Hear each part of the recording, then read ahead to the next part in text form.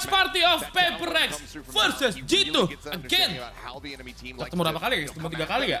And then he's able to counteract it. So his reads are immaculate. But the today is the day, so New Jersey. Walaupun gue belum punya, nanti ditunggu guys. Siapa yang suka jersey baru Paperrex, guys? Welcome teman-teman ya semua ya. That was less of Paperrex falling back into their slump and making mistakes, and more so it was DRX. Ih, seragamnya bagus banget guys. Oh my god. I'm hearing dissension. Nightbot. I think that if G2 are playing in their best form, and when we talk about their best form, it's Hai bang, sehat bang. Halo semua, welcome ya. Structured ideas, not making mistakes, individuals not going off on their own. They match up really well against Paperrex. Paperrex barely plays meta comps. They're almost always playing comps that are like exploitative. G2 lagi lawannya berat bro. That aren't necessarily the perfect comp, but they play it really well, and the implementation can catch Tadwina main teams off terceok, guard. full marah-marah bang. Tercok apa guys? Udah mau MVP udah dong. Tapi kurang ini ya, kurang anak-anak ya guys ya. MVP Paperrex yang lagu anthemnya Paperrex kurang ini guys. Kurang apa sih, kayak kurang dia lebih kayak ke apa sih, kayak serius gitu lagunya ya. Kayak nggak ada melodi ya. Lebih kayak apa sih bilangnya sih kalau yang beat banget itu guys. Baju Paperrex tuh mana bang? Yang baru belum ada guys. Skibidi Paperrex. No, I don't disagree with that at all. I just think that you're going to see significantly fewer holes to be exploited here by G2 in the game plan from the side of Paperrex compared to that first clash. I mean, you think about those maps that were played, that opening split, fairly dominant and one-sided for the side of Paperrex, but then into a very close map. Skibidi, Anthem. Are going to be operating at a similar level and making fewer mistakes like we were seeing from them in stage 2. Then that 13-10 scoreline could very much be turned around in Paperrex's favor.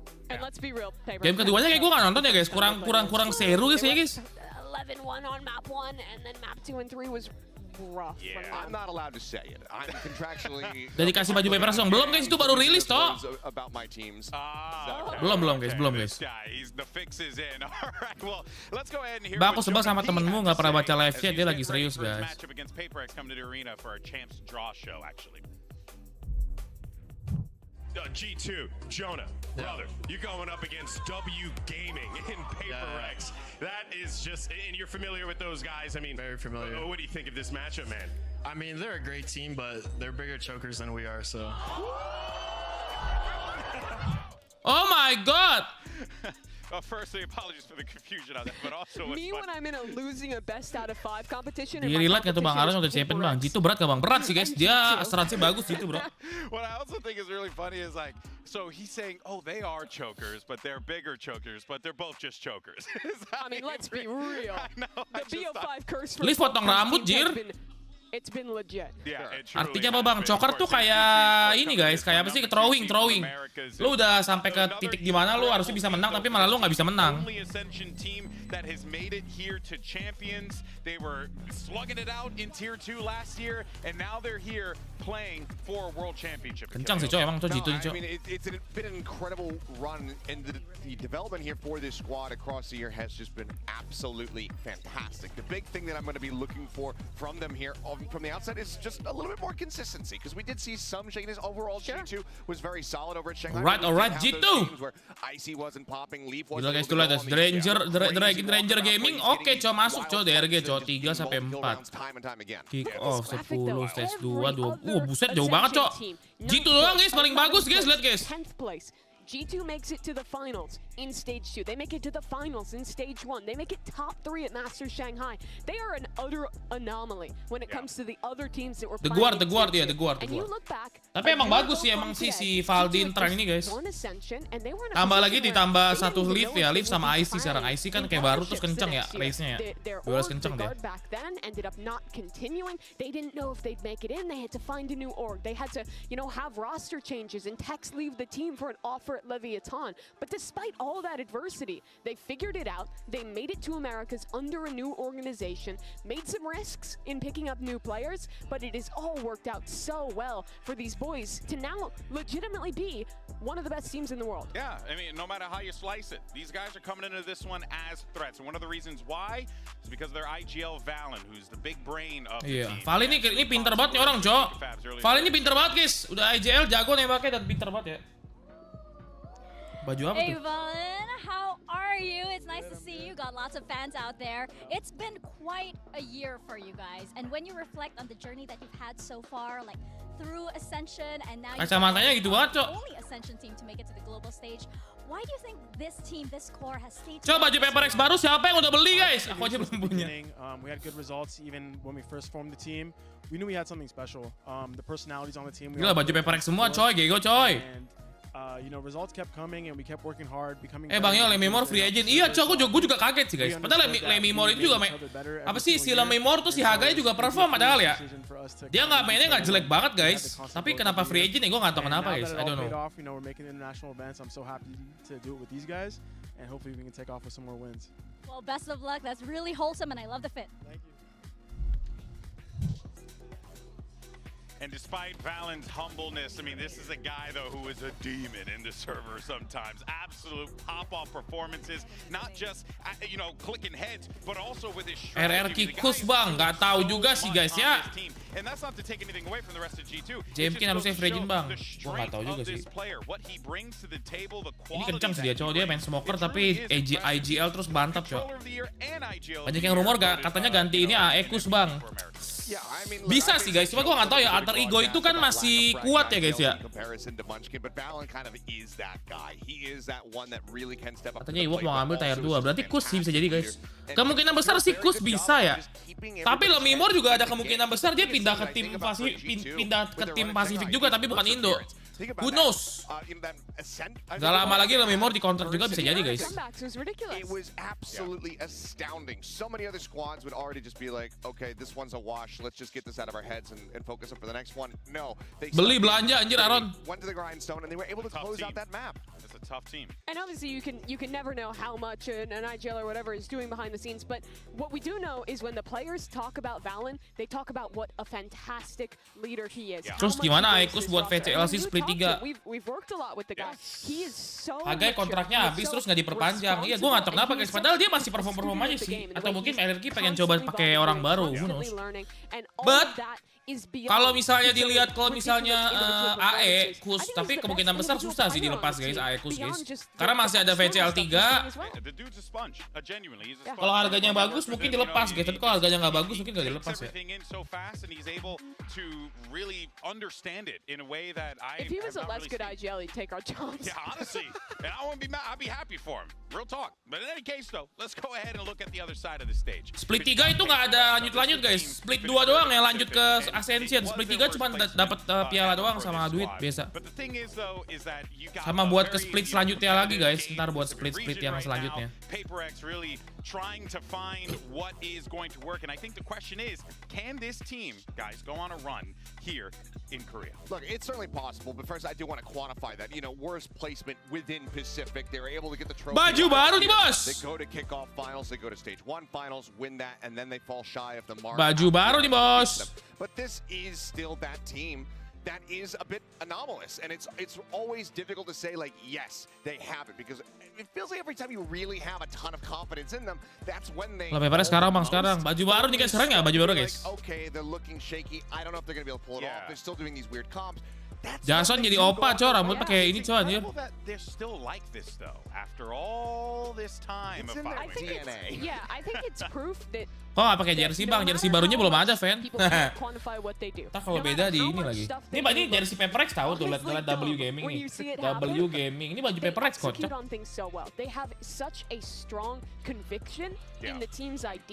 Semoga JJ menyala ya.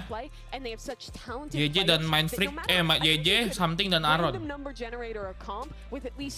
Menurut Feng Shui, Paperrex menang tahun ini dan akhirnya angkat piala Inter bang Cio. Amin. And that's why you can never count this team out, no matter if they're playing great or struggling back home. Yeah, it really is a testament to how this Paperrex team has kept and maintained their identity for such a long time. But let's go ahead, though, and jump back over to Mika Fab. She's standing by with something. Hey, something. Oh, listen to that crowd. You are back for another. Udah ada yang beli baju baru bro di Korea bro. So does this feel like it's unfinished business from straight from Masters past, and they're kind of guarding the gate to your Champions run? It's kind of sad the last time how we lost to them, but this time I think we prepared enough to try to win them, so let's see. Alright. Ya semoga bener ya, semoga dipreparasi guys ya, semoga prepare guys ya, preparationnya bagus ya. Buat di match ini guys di Champions. A few words, but he expresses himself perfectly fine when he takes to the server and dominates people all the time. The shots, this dude is unbelievable. So I have no doubt in my mind that they put in that work. Style megang tasnya kayak anak sekolahan banget, something bang, emang masih bocah cok. Something Jason, Jing tuh masih bocah guys. On a lot of the shooters on that team. One guy in particular, Jing, who we thought we were not going to see him for a little while, but he's back, he's here, and he's competing. And when Jing gets activated, Mimi, it is scary to go up against him. The last time we saw him play on a champion stage was probably one of the most emotional matches we've watched in Valorant, making it to the final there with the expectation that his national service would take him away from competing for upwards of a year afterwards. He ended up having medical issues. Ayo Jing, jangan kayak kemarin, Jingnya baru ya guys ya. Yang kayak kemarin Jing bau cok. Semoga hari ini Jing wangi guys ya. He kicked off right where he left off, playing some. Gak pakai jersey PRX bang, ntar tunggu yang baru guys. Ini pakai jersey ZOWIE Gaming dulu. I feel like it's such a blessing for the game that we get to see him continue to play. Yeah, ada tier 1. Soalnya kalau di prinsip gua kita tidak boleh menoleh ke belakang guys ya. Kemarin jersey yang itu kemarin ada sejarah sedikit buruk, kita kalah di lower bracket guys. Di juara 3 guys ya. Tapi tak apa-apa. Gue tunggu BSC baru datang dan kita gunakan kekuatan terbaru dari Paperrex guys ya. Prosesnya kencengin Bang Cio. Yeah, I couldn't agree more. There's really, you could take any of these players on this team and speak just so positively about them because of. Emang gak dapat jersey baru Bang? Belum nyampe guys, sabar ya. Itu mah gara-gara Pedro. Gue gak Pedro kemarin ya guys ya. Hello. They want to try and lift this trophy. They got to make it happen here. Let's see if that's the case. But earlier on in the show, we asked you guys about our MasterCard fan poll, who will be our champion potentially, and you all said Aspas, which I think is funny because by relation it would also be Calm. No, absolutely. Calm's not gonna do it. It'll only be Aspas. They're actually grand finals map 5. They're gonna play 4v5. You've lost your spot. Yeah, they're gonna play 4v5, and Aspas is just gonna, or he's gonna multi-box. Yeah, just dying to get up and then go to the other side. Besides just voting for Aspas because Aspas, I do legitimately think that Leviathan is the roster with the best chance out of those teams. They're at least the highest expectations to maybe win a trophy, and it would be amazing to see Aspas win 2 Champions trophies and to see Calm go back-to-back. That's right. Well, here are your predictions for today in this Paperrex one. 4, G2 5. Oh my god. Where the chips land, but I do find it quite hilarious that outside of Mitch, everyone has kind of aligned in their regions. Oh my god. Yeah, I mean, granted, you know, we would also have Paperton backing us up, I'm sure, but he is off today. But, you know, we got it. This is, again, such an anomalous team. We never know what to expect from them. You have to suspect that they have been prepping hard. They're not a squad that's going to sit back, rest on their laurels, not getting Prac in.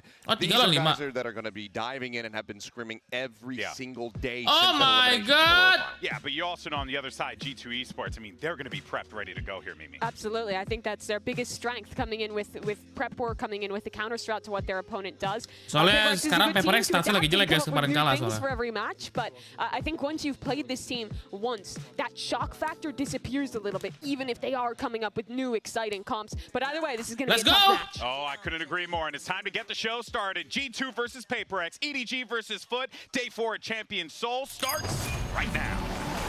Semoga nggak bau bang, amin. Semoga kayak kemarin mainnya guys ya, nggak bau ya. Ya semoga bisa konsisten lah kayak JNG bro. JNG sih yang gila bro.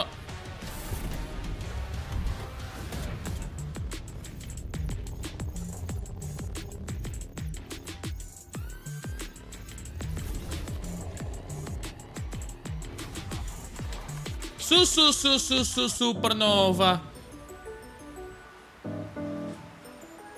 Apa nih bro? Wih gila Korea guys, itu Korea gue udah bener ke Korea guys. Patah-patah bang. Sebentar, sorry patah-patah sebentar, dikit. O yüzden EDG zaten ilk rakibimiz. EDG'yi kazanırız. İnşallah kazanırız. Zaten 2 sezondur da Çin'i domine eden takım. Ya, tabii ki de regional'ın en güçlü takımı. Kolay olmayacak. Evet, kolay olmayacak. Hiç maç kolay olmayacak bu saatten sonra ama. MV trailer dulu bang. Bize bakınca Semoga nggak nge-lag lagi internet gue nih kadang masih suka DC dikit sih. Biliyorsunuz. Yani büyük konuşan büyük yer. Onun için şunu yapacağız, böyle yapacağız demek istemiyorum. Suara sendiri gede, memang kurang gede bro, udah mentok deh. 1, 2, 3. Şampiyonlar. Hadi bakalım.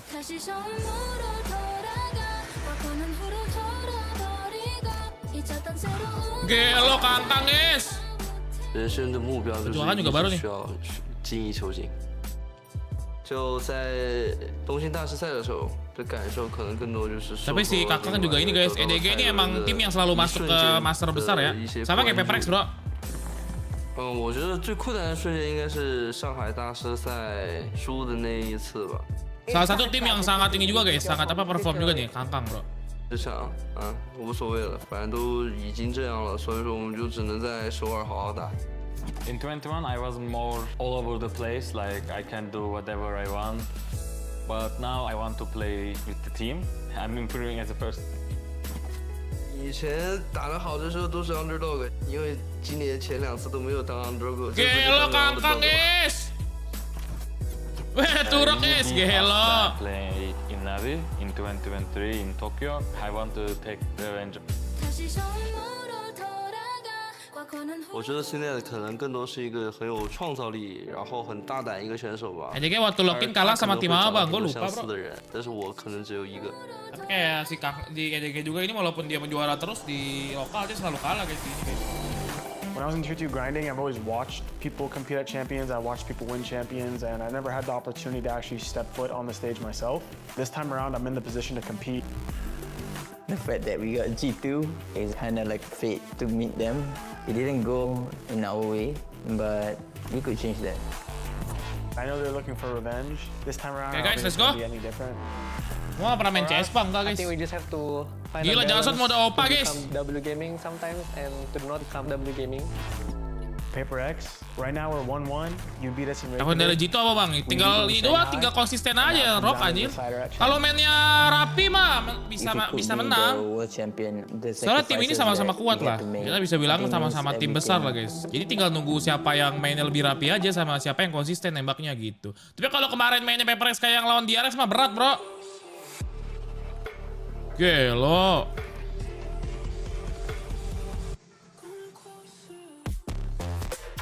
Paperrex. Gila.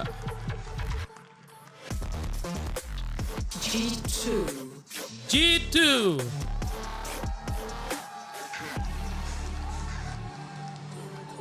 Kayaknya biggest choker versus world biggest choker emang ya? I hope you're all ready for a battle because these two teams are going to bring it. They've met each other before in competitions just like this in the past, and each and every time it's been a fireworks display, and I'm expecting the same thing this time around, Mimi. This is the game to settle the score. Okay, The first global event for this Icebox. G2 core. They lost to Lotus Paperrex, Bind. went home early. They got their revenge the Kenapa last Icebox time ya? we saw them Teman-teman, in Paperrex di Icebox, bro. international. And now here at Mau balas dendam Champions, kan di it's the Icebox one ya that kemarin matters guys? Rubber most. band match. You love to see it.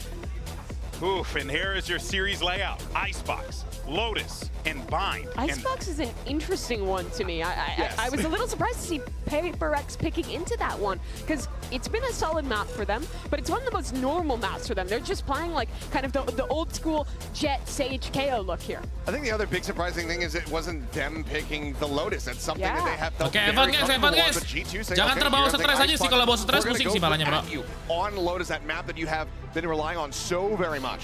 And I'm gonna be real, not to lean back into the, oh, this comp isn't perfect and I'm gonna freak out thing, but the No Sentinel Lotus comp, I'm not that sold on it. I think these slow Aron attacks cukur on guys, teams Jason really cukur, good Aron cukur, mid-rounding, tembaknya cukur bro. like G2 can exploit a lot of the gaps in that composition, even if it has the fireworks with the neon, with the jet kind of stuff there. When I look at this series layout, though, I do have to say it looks good for G2.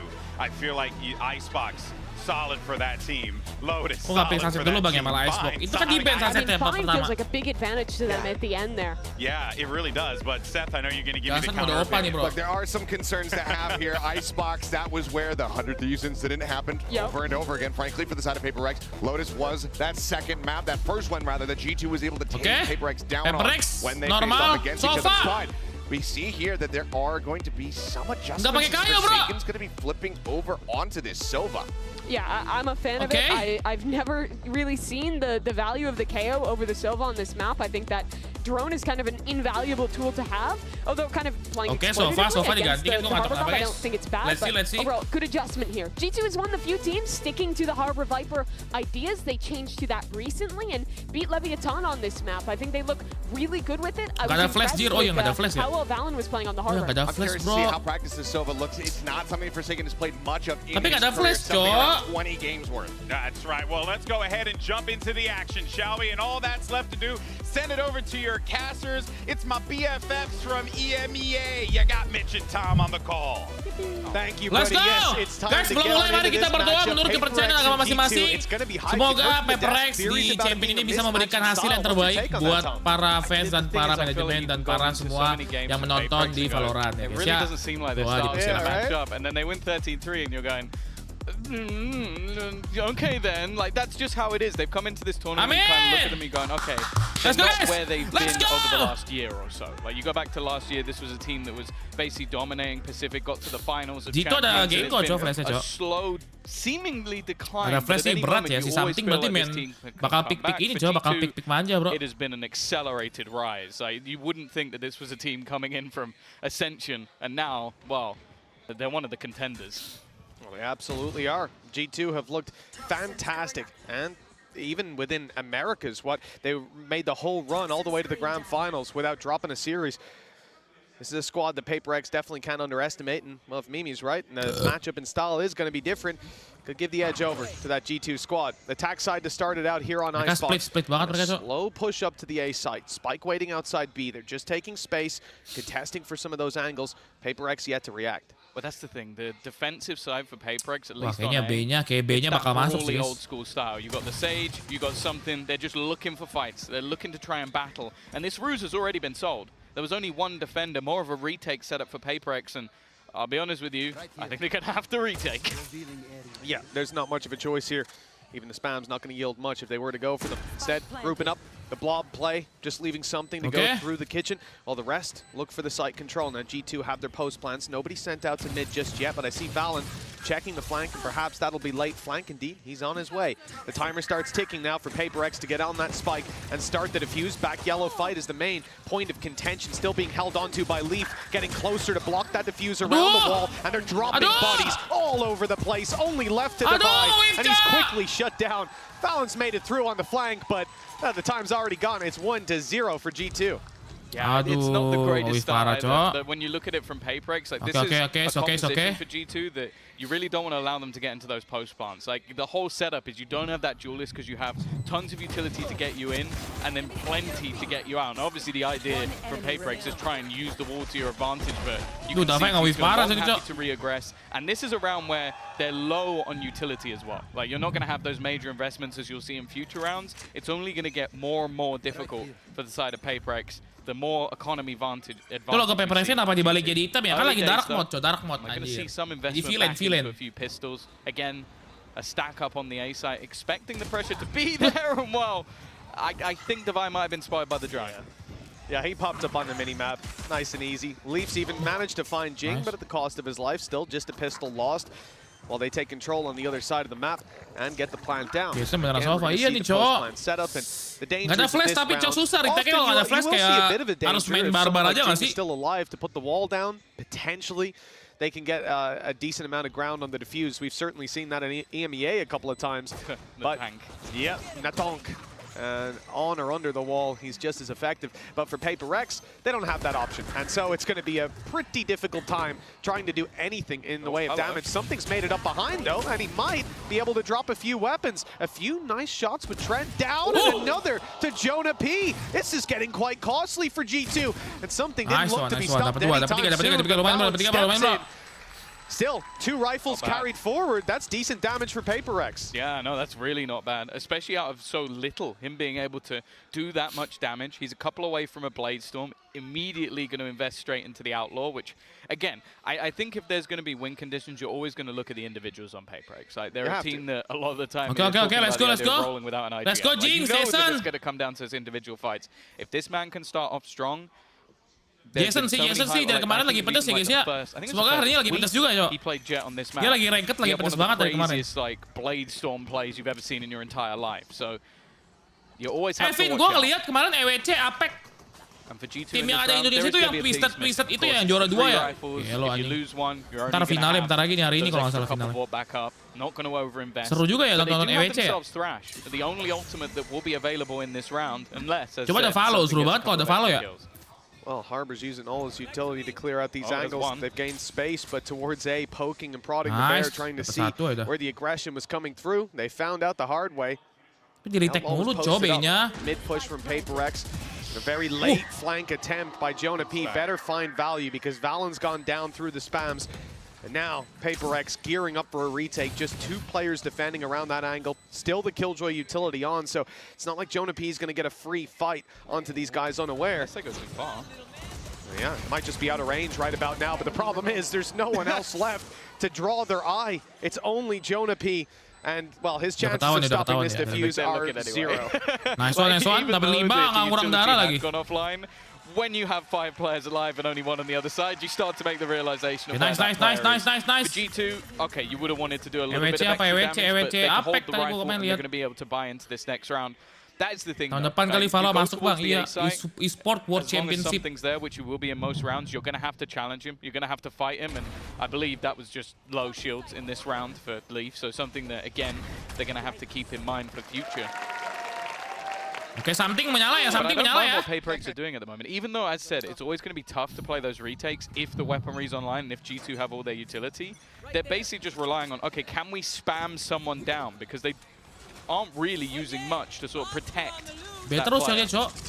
Well, early game plan's going to be a little bit of scouting coming in from Thrash, gone back around to the back of Yellow, so nice and easy to retrieve that. Look how far up they are. Okay. Yeah. Big push from Paperrex. They've gone through A main, starting to make that flank come through, and there could be a fight in the moment with Leaf. He's gone back to put his trap in play, and his alarm bot does cover all the angles. Okay, He's sticking around as well to try to execute. It's going to be a tough fight, though. Something and Jing hot on his tail. And now they know. Immediately, Thrash is going to be utilized, and you can see something almost trying to bait it out, but instead it's going to be Jing caught. Can he try and defend him? No, he can't. Both players eliminated. And now the rest trying to wrap around the site. Jonah P, good position, tries to use the time and it goes down. But again, those trades are immediate from the G2 side. The fundamentals looking strong and Valyn looking even stronger. 3-1, immediate response. And I feel like Paperrex is going to have to change things up because they are allowing that plant down every round on B. Yeah, I mean, the idea here, you're trading out the early plan for the early flank. It's not a bad trade-off just for the fact that there's a Thrash available and that they use it so quickly and get it right into the correct position. The player up close is the one caught. And the fight initiated on the one further back. And once you eliminate something in Jing, well, the round gets a whole lot easier. 3-1 for G2, a solid start. Now a big challenge, though. Round 5 sees Paperrex still investing, and with no shields, something's pulled out the operator. Glass cannon, it's a risk, but it just might pay off. He could have just played Blade Storm as well, so it really does show the faith he has in that gun. But he went over to the B site early. They tried to make that adaptation. They tried to catch G2, but instead they put early pressure in onto the A site. Kalau kalah, miskin nih bro. From Jonah P looking to try and take space, although it does seem like they have eyes in the form of the turret and in the form of a player not too far away. Oh, I think that was through the orb. The orb was up when that spam came in and through a wall as well. He's broken it for his teammates so that Jonah P can take the space. Like, maybe they consider that someone could have already crossed, but you can see that on the other side, Forsaken is watching mid. He's keeping an eye on it, but he has no idea that somebody's already in kitchen. Yeah, you're expecting that cross to be the player that was further back, breaking the turret. Now Jing taking down Icy. A good start. Spike on the floor, but there's Jonah P's flank coming into fruition. Divide tries to hold the space. Spike down, and they want to keep that control. Jinx coming in to support up top. It's a big swing and one that works out, leaving Jonah P, the flanker, to do it all. Something gets a second lease of life, and with the ult, that might be all he needs, but Jonah P really starting to take a bite out of this round. 20 seconds left, though. Spike quite far away. Defended by Divide, and an AWP on the rotation. A near impossible situation. Maybe a little bit of an overextension from Jing. There is still a chance if he can quickly find this kill, but I think it's patient from Divide. He actually gets away. Now, there is a chance for him to plant at the back of the site. It's only going to be the sprint straight away, just trying to deny him. Divide. Great round from him. He's going to make sure that does not happen. Got a little bit scary. It really did. He had the opportunity. There was a moment where something went down, right? 26 HP. One more bullet landed precisely. He could have been out of the game, and then that 1v1 might have even been taken on the spot. But the round ultimately falls into the hands of Paperrex, 3-2. Wow. Jing was lucky to avoid that in the first place. Yeah, I think good ultimate from Forsaken, managing to cause sort of some disruption while Jing goes to swing. And then also the fact that he escapes, because I think Jing is almost immediately traded out from that mid-look. And that is, again, something that G2 are doing very well, is just selling false information, like breaking that turret from a player further back, a clear plan to give space. Turret up top. Did it see him? Well, it doesn't matter. Nice banget, something's got the kill anyways. It was broken from further back. A nice setup for Paperrex. And then they fill in the space. You know they're not likely to challenge that a second time. The push-up, though, it's going to be a little risky. Something's being surrounded on all sides. Jing's kept control over main. They've lost the site itself. A nice kill by Mindfreak makes this a little bit more competitive. G2 down and out. Icy's the last man standing. 1v4, 5 HP on Mindfreak. That's probably the only thing we can look to as a positive. He's got some utility. That'll buy him some time. The wraparound up towards heaven. And they still think that he's pretty close. The alarm bells should be ringing, and now, well, now they've got the information on exactly where he is. Got to deal with this guy, but a double swing should put him in the ground. It's a little early. Let's go. This round again. I feel like there were players getting caught out by the reckoning, like forced out of position. The G2 players knew exactly where they were. But they just hitting their shots. It does very well to have that aggressive push initially, a fallback that still catches the player mid. And again, I don't necessarily mind the adaptation from G2. Okay, they take an aggressive B control. Let's try and quickly split through mid. But it seemed like even though that control had been given up, Paperrex were very aware. And wow, Mindfreak just playing with absolute confidence. Don't expect anything else. Well, yeah, at this stage especially. Something as well with the early picks. He's been up there. You can see the reality behind that operator buy, why they wanted to go for it so early on with the light shields. Good setup in the last towards B. Now an opportunity for him on the A side. Early aggression coming out. All pushing up, covered by Jing yet again. Always has that second man behind him, but the wall's going to concede the space. They fall back, set up for another pick. Good space take. Something nggak ada yang nembak, Cok, flashnya, Cok. Yeah, Jonah P's the only one that actually has a rifle. They haven't spotted him. He's got way too far, but it's only going to be the one. And now the rest, well, an immediate res to bring another back from the fray.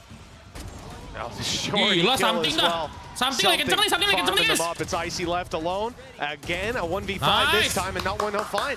But a little mistake from Paperrex. Probably good they got it out of the way in this round, but Divide moves out of range of that alarm bot, and at just the right second, someone walking past it, and Jonah P's flanks have been definitely something that's going to get in the back of Paperrex. Yeah, I think the only thing that's unfortunate for the side of G2 is that's now 2 rounds that's happened. Again, maybe at some point you'll see it mentioned if there's a pause or something like that. Yeah. But they've not won either of the rounds. Yeah. Like, and that's going to be frustrating because you've had the right timing, you've had the moment to get the space, but the reactions of Paperrex are so fast. You get one kill and it's instant, the response each time. 4-3. Lead taken by Paperrex. Something, as said, if this guy's online, it's terrifying. And wow, Jing's going to push over the top of the poison orb. It's a double push, yeah. They've got something as well, straight down the tube. We saw him sprinting right at the start of the round.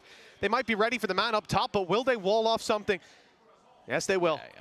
Sending it out, ops block, rotations are in, and they're crossing that angle for free. Also, Jing and something are like a package deal. So a lot of the time, if you've seen Jing, then you go, all right, there's probably an operator here. Let's be careful. The early rotation from Paperrex is great. 3 players on this side of the map.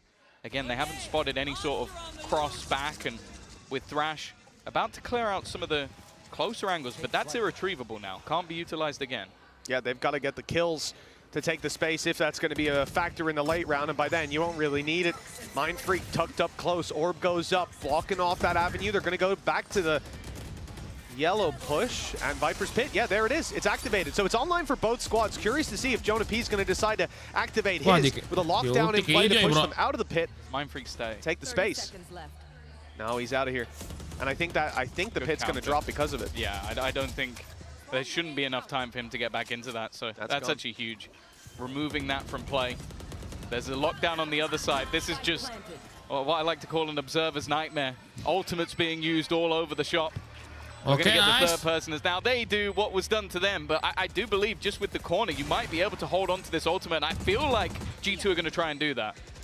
They are, but you could see the pings from Paperrex. They want to compete for that back angle. Haven't had any success. Jig something, Forsaken all falling. Icy's having a round, and now with the pit still standing, there's no chance. Surely Paperrex likely to head for the hills. Maybe looking to stick around and make this a bit more costly and eventually delete their enemy of Icy. Pick up the operator and look to save it. Being challenged on the way, though, there's no free escape with Devi falling. The op will not be carried through to the next, and this has been a costly round for the side of Paperrex with G2 equalizing. Yeah, I like the way that was played by G2. Mereka tuh nggak ada util buat clear ujungnya itu nggak ada, guys. A couple of ultimates in play. Either side using basically exactly the same dua thing. Ulti hilang, mereka juga dua ulti sih guys. Mereka pakai Gecko sama ini kan, sama. Jelek banget cowok, udah tahu itu harus di clear pakai itu nggak sih, pakai molly. And making sure that there was defense outside of the pit to make sure that nobody could really get that move. 4-4. Economy, although damage not broken, and there will still be an operator for something, and we've already seen that mereka tiga ulti emang ya. In position when he's able to be put into play, which I think he will be here. Things are much, much tougher for the opponents. Well, G2 are wasting no time in the A main control. Sending Jonah P out to the B site. No surprise, he's on the lurk.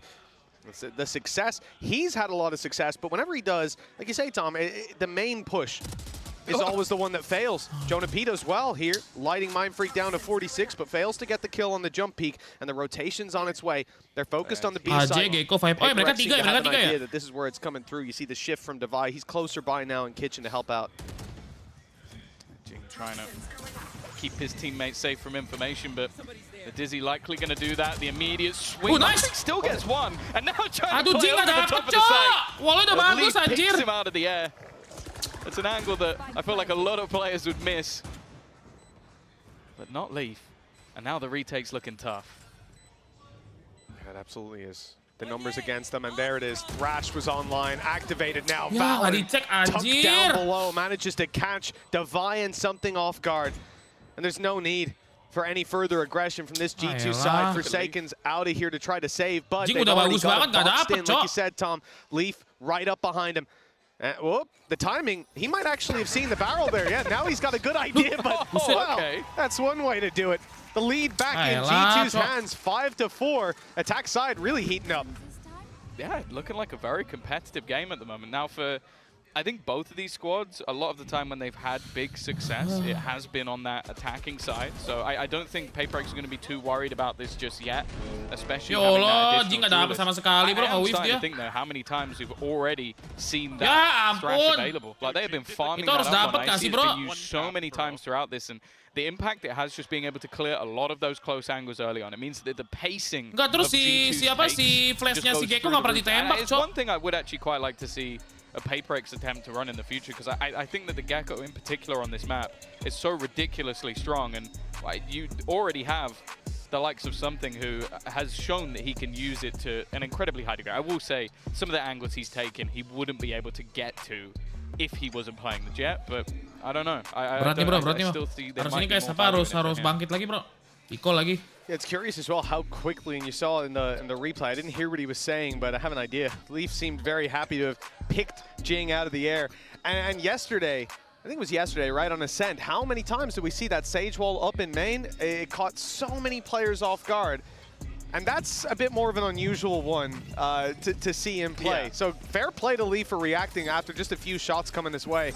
Jason turu banget nih 1-7 guys. Discussing what they want to do, but this is a very, very light buy mana nih bro yang lawan some DRX bro. Guardians in play, couple pistols.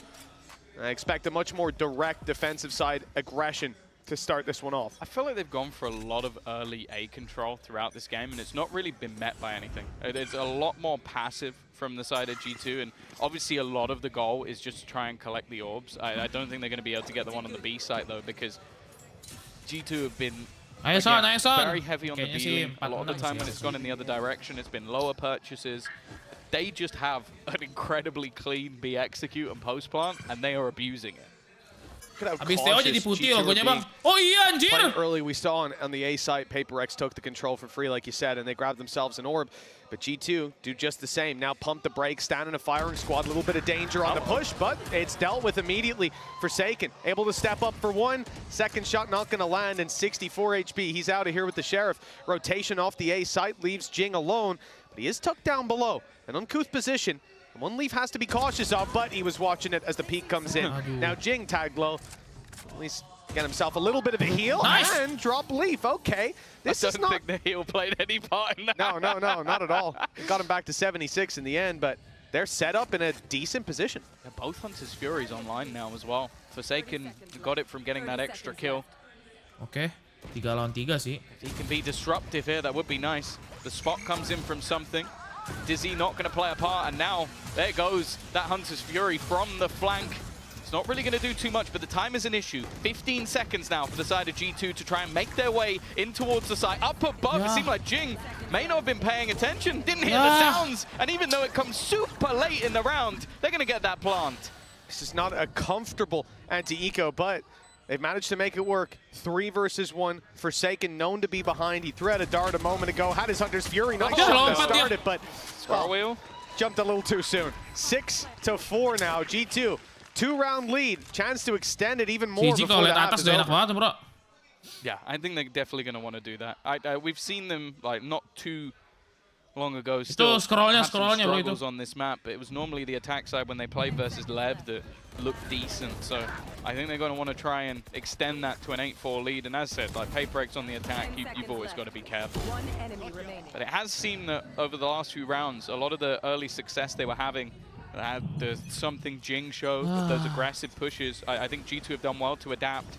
Take a lot of early map control. You can even see it now, throwing early flashes. They want to try and make sure that there's no angle, that something could just be sat on with an operator. Hey guys, beli guys, saya bisa dong, guys. Come on, for now, he's back on the rifle. And again, it seems like every time we have the early aggression from Paperrex, they're a little bit unlucky because they're always on the wrong side of the map. Yeah, they've pushed up on B this time, ready for any aggression out of G2, but players are going to be spotted outside of A. Maybe just the one scene, no. Not a ton of information to work with. They're conscious of the flank that's been coming through relatively consistently. The push up now on B. Well, the wall actually slows them down. That utility from Valyn has bought them a few valuable seconds. It's got the rotations off of A as well. A is wide open, barring a little bit of kill utility. And now that they think there could be a play towards the B site, Divide toyed with the idea of pushing mid. Luckily he didn't, because Jonah P was waiting as always. But also it would have taken as a alarm bot down if we went too far. So at least they'll get that extra little piece of information. Now have the players in at the right time. Something though, again, it seemed like he was caught off guard, maybe waiting for a slightly later push off the back of the Reckoning instead. Another easy post plant. And Jonah P's just waiting, watching, knows that right now the flank is clear, even has support from Trent. It's going to be a very one-dimensional retake from Paperrex. He's heard the steps, but he knows that turret's still online. That's going to be a problem. Has to break it and give it away, but in comes the Hunter's Fury, taking down Forsaken. Divide falls too. They eventually deal with the flank they knew was coming, but there's still so many more to drop. Nice. There's Jing onto Icy. A chance now. Life breathed back into the side of Paperrex, but look right down below, a sneaky spot from Leaf that gets his 3rd of the round. That may well be the final nail in the coffin of this. With Jing left alive, time ticking away, and he just has to save that weapon, run for the hills, and concede a 7th to G2. A strong lead for the attacking side, and it isn't over yet. Yeah, and also even just the casualties are meaningless. There's so much economy left for G2 that they can toy with their opponents in the late round. But no, it has just been, I feel like there's been some stellar positioning from the side of G2 when it's needed most. Like we spoke about those lurks, but Leaf here just playing a patient game. Something that, to be honest, he was seen. So they knew that he was around there, but I guess assuming that he'd fallen back for the late round post plan. Yeah. And now, well, with the extra kills he got in that round, one away IC from ini the menyelamat lockdown, IC coy, something 12 I'm kill sure anjing. they're going to want to try and get online. In fact, already challenging early for the orb. Nice, kedua, I was nice, going to say, it's gone away ngapain until dah? the extra swing in. Valyn again. Doesn't need the orb either, does he? Leaf's got his ult online from that pick. Yeah, that looked really good. The staggering utility from G2 pushed Paperrex back. They decided to stick around in the choke point, which is often a mistake, but they won the fight despite the util being thrown their way. But now the fact that Leaf got that pick, has the ultimate to work with, it's going to buy so much time. And then you've got to root these players out of position. Trent still has a shock dart to work with. I believe there's a nano on the spike alongside an alarm bot. This is going to be a very difficult round, as it has been for Paperrex in all of these retakes. This one feels that little bit more stacked against them. Shock dart, the one to find the kill, and Device looking the wrong way into heavy traffic. 8-4. This has been a stellar first half from G2, and Paperrex better hope their attack can make up the gap. Yeah, no, I think there was a bit in the middle where we had some sort of good disruptive play coming out of the likes of Paperrex, but G2 the last few rounds just stabilized, slowed things down, had these really good takes, so I think it's going to be a tough second half. We'll see if Paperrex can turn it after the break.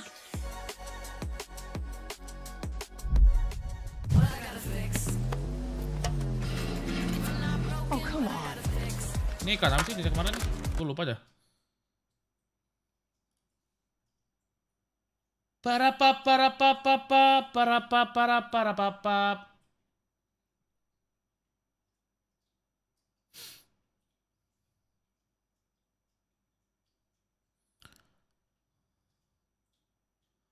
Kayak kenapa harus diiklanin ya? Padahal cuma semenit doang kan ya, cuma half run. Ini masih hitam nih guys. Ini logonya masih hitam bro. Udah bang, kurang ekspektasi sih bang daripada sakitnya sendiri bang. Ya nggak apa-apa lah, orang namanya ngedukung. Ngedukung masuk kayak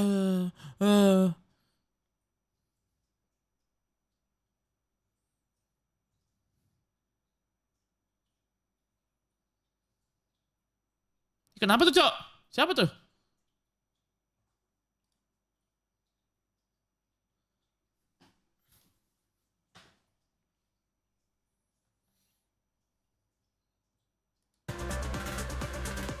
Lagunya copyright banget nih guys, copyright tinggi guys.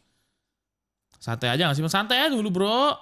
Namanya kompetitif guys ya. Ada up and down guys. Lagi jago menang, lagi kalah. Ya daripada yang nggak pernah masuk event besar kan ya lebih parah lagi kan. Setiap event besar selalu masuk, masih ngoceh kalian guys. Kalau ada yang tim yang belum masuk tiap event gak masuk gimana? G2 on the attack. Paperrex tried their best to disrupt, but it's them that have been left in the dirt now for G2. A defensive side start to the second half, and well, they've got quite a lead. Banyak tim-tim yang belum masuk franchise aja belum ada tim kan? Belum tentu masuk franchise, masih harus berjuang, cok.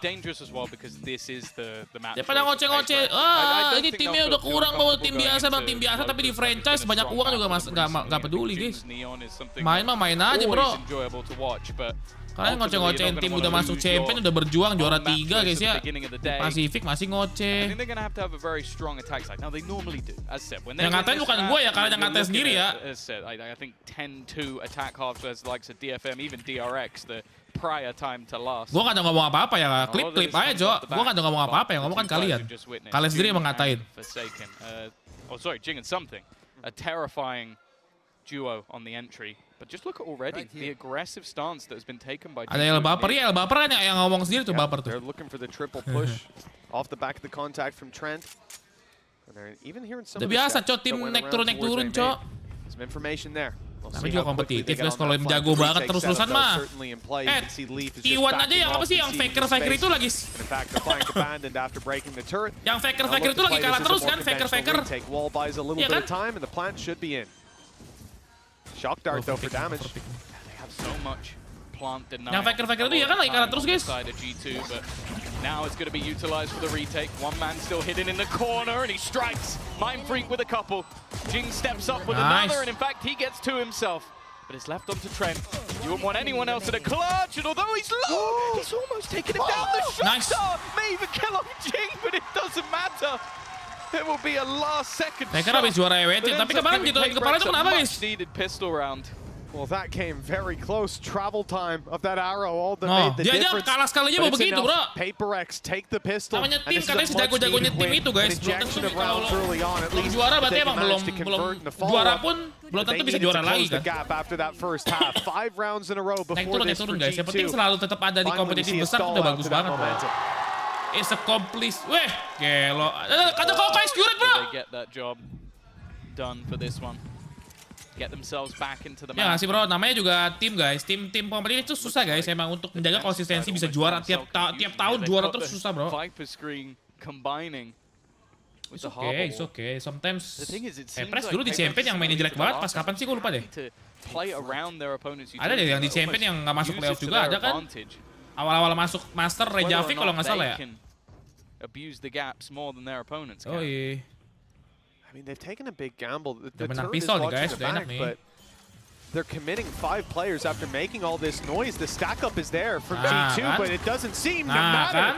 They're being shredded on the site with one man behind that wall, soon to fall. It's Icy down and Leaf to do it all. Let's see if he can find a 1v5 with a classic. No, what a surprise. 3 kills from something. Big round for him, farming up some orbs, and a solid one without a single player falling for Paperrex. Yeah, and the thing is they invested in 4 rifles, so normally you're expecting, okay, maybe Sentinel to lose a couple of players. In that case, they couldn't, but they itu di Amerika emang ada yang menghina guys, enggak kan? Didn't really struggle at all. Orbs kind of spread across the board. Contohnya deh guys ya, abis nice juara langsung jelek bro. Right now will be a little bit more ya memang fansnya supportive aja sih. They bought back up with as well. We see this quite often, having that lurking player just being Fnatic sempat turun satu musim tapi naik lagi sekarang. Ya apa-apa lah. For now though, naik turun bro, ntar juga tiba-tiba ada perombakan, ada pergantian strats, mungkin jadi sama jago guys. And right back in the game, he's just full sprint. He's just okay, this W gaming, how could I forget? Yeah, well, in case you needed a reminder, there it is. Man's lost his shift key, we'll see if he finds it soon. Running back down the tube, he's been hurt. Leaf has a vague idea, but look at the commitment from G2 to re-clearing out in kitchen. Player right down below him, and I mean, something is just playing an unhinged style here. He gets shot in the back, but it's just a tickle. And that actually spurs him forward to look for another fight. Jonah P. Sementara kalau performanya masih top 3 mah ngapain dirombak bro? They're so focused looking at him that in the meantime, they've just walked into the site and planted the spike. Like, you can't blame them. When a guy is running around like a lunatic, you go, okay, I should keep an eye on him. And you need to still keep an eye on him. There was a pixel there that maybe he could find something. Even spotting players around mid. They should know that he's still here. But it seems like they're just relying on this wall, the turret. Is he going to get past it? He is. He's past the turret. And now just going in behind them. Only the one so far, but they have to deal with this man. The whole round has been about dealing with something. They haven't even seen anyone else. Getting towards the spike, sure, but the guy's still behind them, spraying away. Now the fight up in front. Okay, something falls, so too does Divide, but Spike not even half just yet. The sprays are good. Mindfreak gets another and a triple to close it out. All eyes are on something, but it's Mindfreak that pulls off the magic. Lo Aaron bro. Yeah, a Red Bull clutch that was high impact for sure. Lo But dingin. again, one of those rounds that you're going to look back on and go, well, they didn't forget about him. Ini something nge-whiff sih, something nge-whiff banget sih bro, itu bisa dapat 2 harusnya guys, ya nggak sih? There was so many moments in that round where you just think, even though something, he doesn't get like the triple kill, he doesn't get the multi-frag. Gila, dingin banget bro, Aaron bro. Left that it almost just became panic stations for the rest of the team because they're so focused on killing one guy. Mentalnya naik guys, mental naik. Of course you are, it's the solo jet running down mid. Well, you're not going to expect him to be alone. I haven't seen someone play like that in a long time outside of rank. Hello, early fight. Valyn's not going to get anything, but Divide goes down. Early flank underway. Turret's much more passive, so Leaf will get pretty close. Not close enough to actually take anyone down. He could. Oh, of course. Divide's the one that fell right away. So yeah, he's able to make it all the way up, making it into heaven, grabbing himself a weapon, and now a serious danger down below. He's got something. The res is right above it. Already a phenomenal round, and he's looking for more. Mindfreak has to do it again. This time a 4K against pistols, but he's 30 nggak bisa apa ya, menang lagi ya. Iko loh. Talk about forgetting about something. I think they forgot the turret was down. He got so much space. Mindfreak might get an isolated 1v1, but now the Sheriff, well, we normally talk about hitting a headshot. They definitely don't need that. Body shot will do the job. He's trying to sell the idea that he's pushing into the A site, but that idea has not been sold whatsoever. And while Jonap's going to hit the headshot anyway, the MasterCard Thrifty will be what brings a round onto the board for G2. And while it's a massive oversight for Paperrex. Oh, huge. The fact that Devi's first to die is unfortunate, like you said, dropping the turret, his position, given a free weapon down below. The fact that the res goes in up top, just as something dies, they panic to try and cover Devi so he doesn't die a second time, and that ends up giving a flurry of frags over the Leaf. Now 15 and 11, and one away from a lockdown. G2 with a lot of high-value ultimates coming online. Same can be said for Paperrex here on the attack, though. This is where everything's going to be decided, 9-7. The gap either going to close or be extended massively by G2 here. Credits down to the last for Paperrex. Yeah, it's done a lot of damage. The only thing that's going to pad the gap is the Viper's pit. By having a stinger in a pit, absolutely fine. So they need to get into the afterplan. Look how quick G2 are already moving around that flank. They're in the spawn already. But by the time they get there, the post plant will be set. This time, turret should be available to give them the information. In fact, Forsaken is already watching, but he has Hunter's Fury.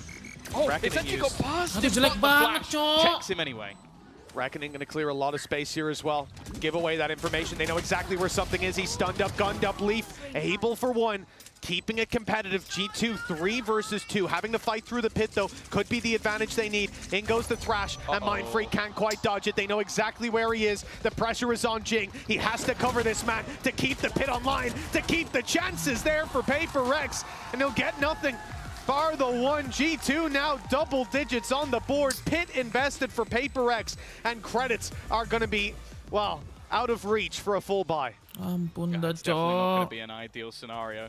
Itu si Something jelek banget, Cok. Di situ, Cok, ngumpet dia. Dia udah gak ada smoke lagi, Something soalnya. That's how the finisher goes, but... Oh yeah, no, beautiful retake, but also the read initially. Like, the flank came through so fast. Aduh. This is the thing that's great about G2 is they're so methodical. They put the Reckoning through and I go, okay, there's a gap. And that gap is where Forsaken is. Flash, just around the corner, just to make sure. It's so clean with making sure that they're Flashnya gak pernah ditembak masalahnya, guys. And while put them into a great position. Still though, Blade Storm, something, mentioned it in the first half. We know what this guy can do with it. Already going to take a lot of early space. They also have the Hunter's Fury as well, so if this can get into the late round, it could get dangerous, but that lockdown's available for the other side. Paperrex are so fast. Usually that drone will slow you down a bit, but they just sprint straight at it, taking control over the site, and that gets the lockdown into play. Shock darts to harass the planter, and they're back out of there. Flank was attempted for a moment. G2, though, seemed to have fallen back. Maybe assuming that the lockdown's going to send them in the other direction, but they might not know Paperrex. This is a team that isn't keen to give up on the A game. Still looking for, well, the A Flanknya side. 3 lagi, Cok. Flanknya lihat nih. Flanknya dapat lagi nih. And now that flank starts to adjust again. Clearing Saat kelamaan flanknya masuk 3, Cok. The plant is going to be enabled, and Something is desperately looking for someone to give him a fight, because the weaponry's such a huge disadvantage for the rest of the team. Devi at least has a gun, but everything else is going to be those stingers. He just wants to try and get something out of it revealed, but does have support. Nggak pernah ditembak flashnya, bro. The support backwards. Jing's caught, still blinded up. Hunter's Fury goes through, though. Forsaken able to trade out onto Icy. Gat gets the push out of Devi. Back and forth the kills go, but it's still G2 with the advantage. If they catch Mindfreak for free, it could be something, but he's freaking out, gliding Leaf down. The defuse already halfway. He's sticking it all the way, and Forsaken has to fight. Valyn on a sliver of health gets it across the line with plenty of time left. It's 11-7. The lead for G2 cemented, and they're in the home stretch now. He's never going to get to use it. He's trying so hard to do Flashnya selalu kena flashnya. Gue gak tau kenapa gak pernah ditembak flashnya. Boy, he's so low on the time, but this must have been just the biggest jump scare ever. 20 HP. Johnson lagi jelek lagi. For Forsaken. Well, Alex, and he needs to breathe, needs to get the frustration out, because he's about to talk to the boys. That's what he always says. He's like, I get the frustration out, then I talk to them in a calm manner. Well, they've lost 3 rounds in a row. They're 2 away from losing their own map choice. And he's got to try and come up with something here, because there's been quite a few of these rounds, Mitch, where they haven't been far away. Kenapa lagunya begini, bro? Right at the last moment, there's like a really kirain lagu-lagu sedih gitu. Great utility. I think every ultimate that's been used by G2 has been high impact. So I just think they're utilizing what they have slightly better, and I think a lot of that especially comes down to that Gecko. I think Icy has been incredible. Like, his flashes have ruined so many players over on the Paperrex side. Like, even just think about the beginning of the last retake. I think 3 people were blind. Tadi kalau main freak dapat udah menang tuh bro, main freak pakai nggak dapat lagi. Players like Valyn coming in, even Leaf, we've seen it in his heyday, but Icy really impressed me in that first half as well. He was putting up numbers, winning out his fights, his supportive utilities being up there as well. And on the side of Paperrex, like you say, they've ya gue bingung sebenarnya kalau nggak ada flash, karena dia main Sage sih guys. Kalau main Sage pasti 2 Sentinel kan, nggak mungkin nggak main Killjoy soalnya. They've got to step it up. And no ultimates online, a res and a lockdown just one away, but G2 come in with the advantage. They have not only the Viper's Pit, but a Hunter's Fury as well. And those ults have been finding impact. Yeah, as said, I think most of, if not all, their ultimates have been super high impact. Immediately, you're going to see that Viper's Pit. Try and funnel them in a different direction. Drone yet to be put into play for Forsaken. It also has the dart, so they could opt to try and fight him, but there's always a massive gamble, especially with the position that Jonah P is playing. I also love the super deep alarm bot that they put in. The shock darts went through to try and deny that utility, assuming that you would be playing that little bit more passive, that it'd be around the choke point, but instead it's further up, just covering Jonah P's left side, if you think about it that way, and he can cover the right. A really nice setup. It's going to leave him in a very favorable fight either way, and if someone touches the alarm bot, Nano goes up, and Jonah can just fall back a little bit and play more passive. Feels like they're doing exactly what G2 want them to do. Yeah. Like, they're fighting for mid control just to make sure they can't split back towards the B site. You got the Hunter's Fury for an attempted plant denial or to even clear something out on the retake. Paperrex are doing what they want, but it's whether or not, as always, this team can make it work anyway. It's going to be something looking for those aggressive fights, but I feel like G2 haven't given any of them away. They've been so good at making sure that doesn't happen, and already there's the man advantage. Almost extended on. Itu mati kenapa just swinging through players, but with mind freak down, Flank is now wide open. Paperrex don't have any ground to fall back to. They have to fight forward. That's exactly what they're going to try to do. Something in Forsaken, the sprays just avoided. Then G2 go on the push. Forsaken good for 1, but Device fallen. The trades are there. Forsaken keeping it alive on the site, but he can't do much from that corner. And the spray, close as it was to a collat, it won't get it done. 12 rounds on the board for G2. 5 chances to close this one out. Lotus up next and Bind if they need to go all the way. That's a really good safety net for them. Yeah, but again, you're going into your map choice, and with the nggak bisa post play, Cok. Susah banget mereka. As said, this round, it looks like they orchestrated it. It literally looked like they handed them a script and said, this is what you're going to do, and Paperrex went, yeah, all right. But he even fired a shock dart for default, immediately popped the ult, and then fired it through so it covers as they run away from the shock. So no matter what, you're taking it down. You don't have a choice. Haters selalu ada guys. Kalau nggak ada haters nggak akan lebih besar Paperrex ya. Play the retake. They've had such stellar retakes and post plants. 3 retakes in a row now. Belum 13 guys, aman, masih bisa beli. Other than the one with the classic, they haven't had too many problems.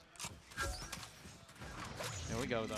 The battle for B. I think the expectation was after the A hits, it's going to eventually fall back in this direction. Ya, kalau nggak kecek Valyn sih, gue nggak tahu lagi ya. If not cleared, he's not been cleared. It's a bit of a mistake, and now he gets to just pounce on the remaining players. Even still, Paperrex are keeping this one close, and the res actually puts it in their favor.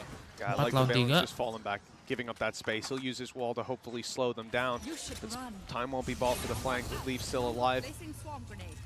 Device still alive, pardon. You got the turret up. Leaf wants to flank, but he'll be giving away that information soon. Lockdown. Aman. Gets them the space on the site. Advantage there. Damage done to Valyn. This seems to certainly be a favored round for Paperrex. Perhaps the start of the comeback. Shock dart's good for some damage. A few of these players now lit up. Okay, one for Leaf, but again, no chance with the trade. Jin gonna heal himself back up and leaves just a couple standing. Valyn trying to bait them in, but they've put him into a tunnel. And it is a solid round for Seagate. Nembaknya nembak badan semua, coy, itu yang bahaya guys ya. Well, they need 4 more. It's okay. Round by round. 4 in a row.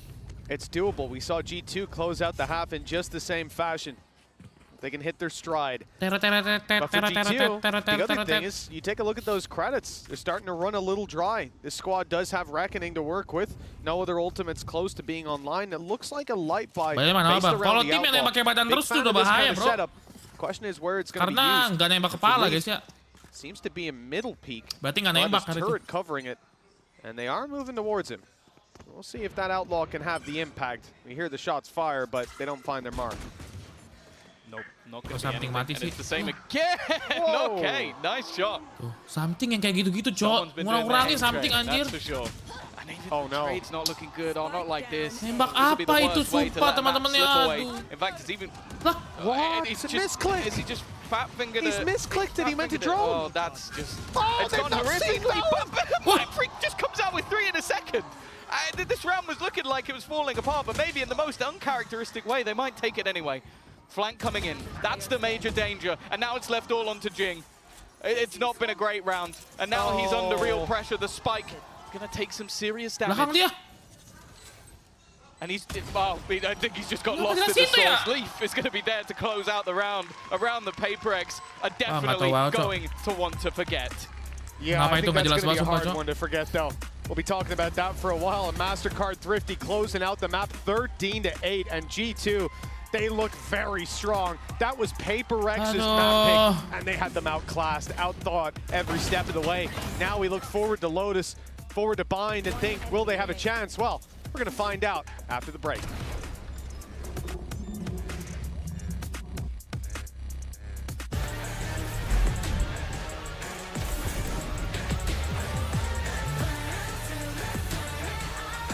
Oh, this is not good, this is not good. Mentalnya harus dibuat dulu nih guys, mentalnya guys. Aduh, copyright. Oke.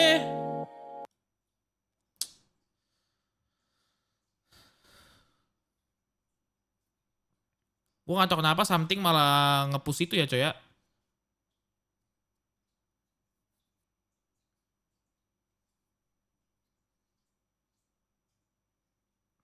Ilyas tadi cowok itu kurang, nggak tahu kenapa dia ngedes ke situ anjir. Salah pencet kah desnya itu. Itu masih hitam guys, masih hitam nih. Mode ireng. Map 2 Lotus ya, aman lah map 2 Lotus guys.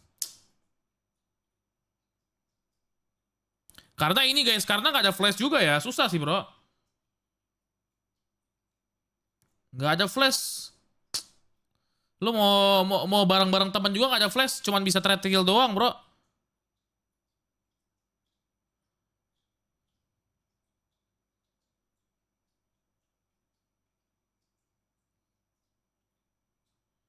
Tereren, tereren, Biasanya full second kayo bang. Kayaknya nggak works sekali pakai kayo, kemarin dia ada seras baru. Soalnya kayak susah juga guys kalau pakai kayu guys. Kayak kayu tuh apa sih ininya nggak masuk, apa sih? Itunya nggak masuk, apa sih? Informasinya nggak masuk banget bro, soalnya bro.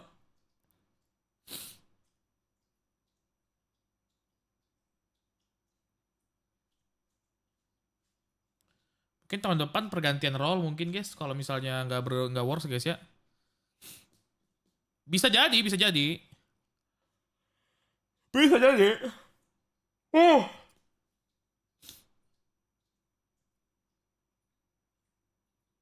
Flash yang enak Gecko bang. Enggak, sebenarnya Gecko flash juga nggak enak bro, gampang ditembak bro. Flash Gecko tuh gampang ditembak guys. Flash gampang ditembak tuh kalau misalnya reaction time cepat kagak buru tuh guys, baru lempar belum keluar flashnya udah ketembak bro. Cuman dari tadi flashnya nggak tahu kenapa nggak ditembak bro.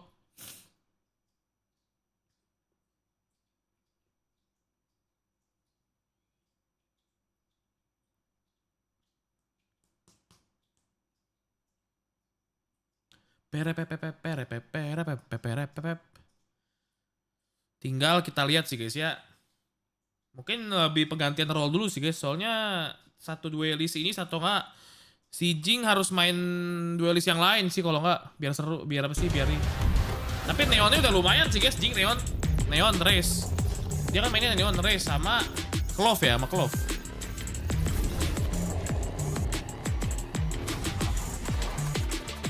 Hey Hey guys, I'm here right now with Josh, coach of G2. Now, it's been a while since this Masters Shanghai rematch. There's been a VCT stage in the middle. So what is different about Paperrex this time around? I think fundamentally, they got a lot better in the discipline department. I feel like they were a little bit sloppy when we first played them, and we abused that fact. Now I can see a lot more coordinated play. I can see the logic in their how they're like moving us around. So we were expecting a tougher Paperrex, and we got it, right? And like sure enough, like we've been working on our Icebox, so like Bisa nih bang, M2 bang, gaspol press bang. Doainnya guys. But I thought it was a much better Paperrex. Well, that score definitely, that map went to you guys. So we're gonna see if G2 can manage to close out Lotus as well. Lotus as well. All right, welcome back, everyone. And Kilios is in his feels right now. He's just having a day, aren't you, there, buddy? You want to talk about it? You wanna discuss things? Woo! What a roller coaster of a game. So entertaining, so exciting. Yeah, man. You're scaring me, damn frustrating at the same time. Hey, look, I mean, we knew that this was going to be. Kita ada guys tahun 2025 mungkin ya kalau ada perubahan mungkin biasanya main duelist mungkin ya. Saying how he knew that they were prepped, they were ready to go. But G2, man, that coordination, Mimi, has just been so freaking good from them. Yeah, they look incredibly clean with this Harbor comp. I think on the attack side, obviously, we know it's really good for executes, putting up that wall, fighting deep off of it. But I really like some of the walls Valyn was even using in the post line. You see this one here to stop the players from pushing through and fighting past this lockdown. Then they switch on over to the defensive side, and I think it was just as good with some fantastic retake protocols. It is clear what Josh is saying about putting in the work on this map, because they looked clean fundamentally. Yeah, they truly did, and Valyn very impressive on that Harbor there.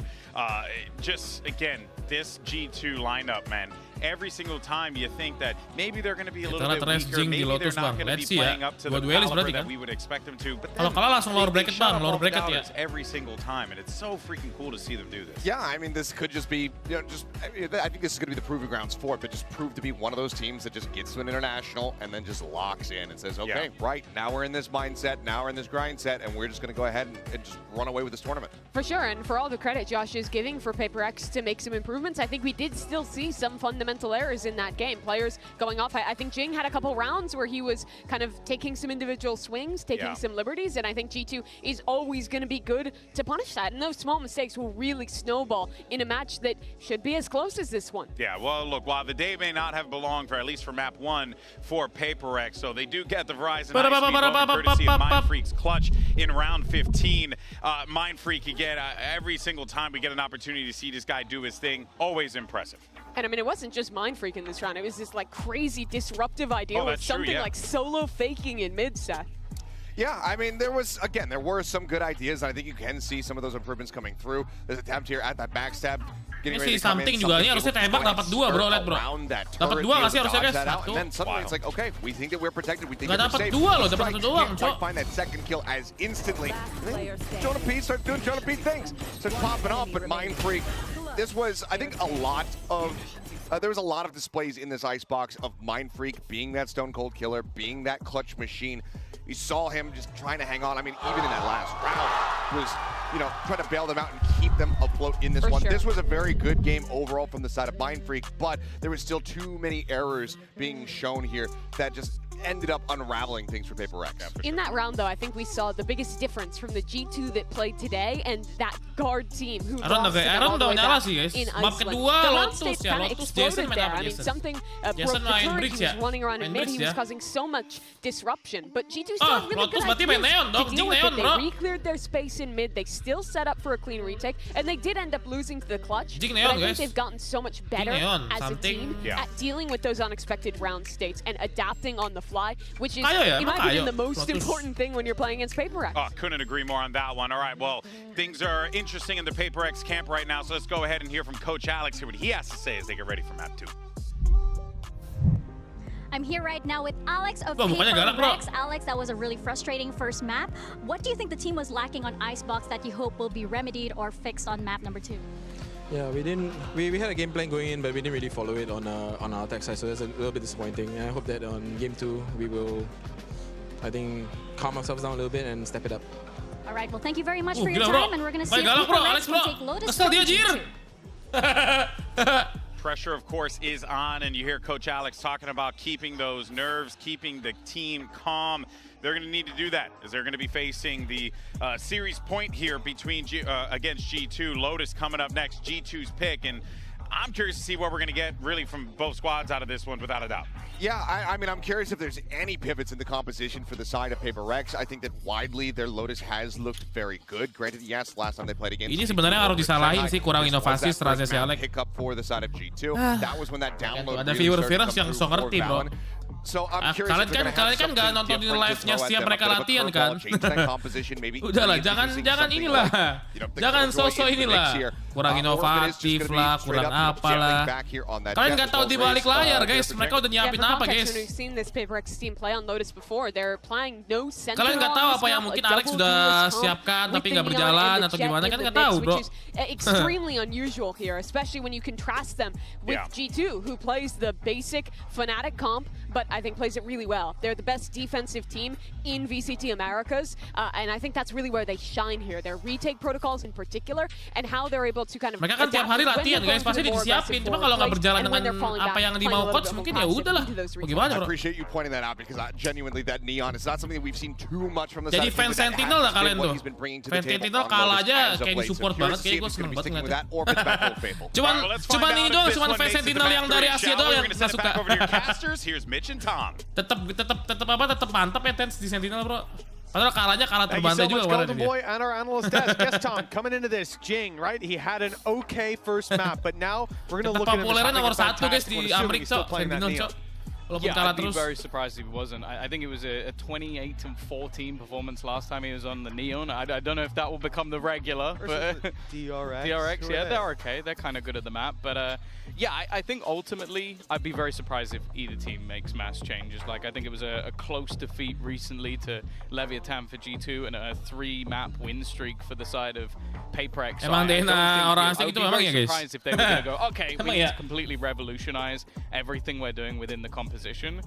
But ultimately, it's more so just some of the stuff we saw in the last map that I'm a little bit more worried about. Like, kalau Paperrex kalah masih ada lower bracket sih, santai aja. Kalau kalah 2 kali baru lah, itu berarti burik banget dia mainnya. Ya sih, kalau kalah 2 kali berarti baru, guys. Seburik ya, bro. There's gonna be a lot of potential gaps to exploit. Last time they did have a Sentinel and that happened, so it really does worry me, especially on a map like Lotus where there's a lot more avenues that you can sort of take that control. Tapi kalau misalnya or even just where you can rotate. Kalau kalian mau kritik tuh kayak stats mereka bermain, guys. Misalnya kayak Jason Nior ini mainnya jelek sih, kemarin mainnya bagus, berarti emang lagi hari ini nggak nembak.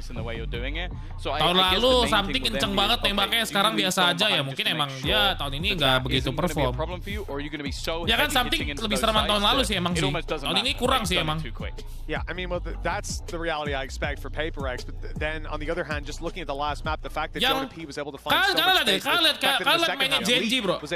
Genji emang punya strats baru, kagak punya strats mereka, cok. Mereka mainnya gitu-gitu doang. Ya karena mainnya konsisten aja dengan strats yang sama, tapi menang mulu guys, nggak tahu kenapa guys. Gue ngeliat Genji tuh stratsnya gitu-gitu doang padahal. He said they weren't following their game plan. That's a worrying. Tiga muter-muter doang, cok. Di Genji tuh, engine-nya sama, nggak pernah berubah ya nggak sih? Engine nggak pernah ganti.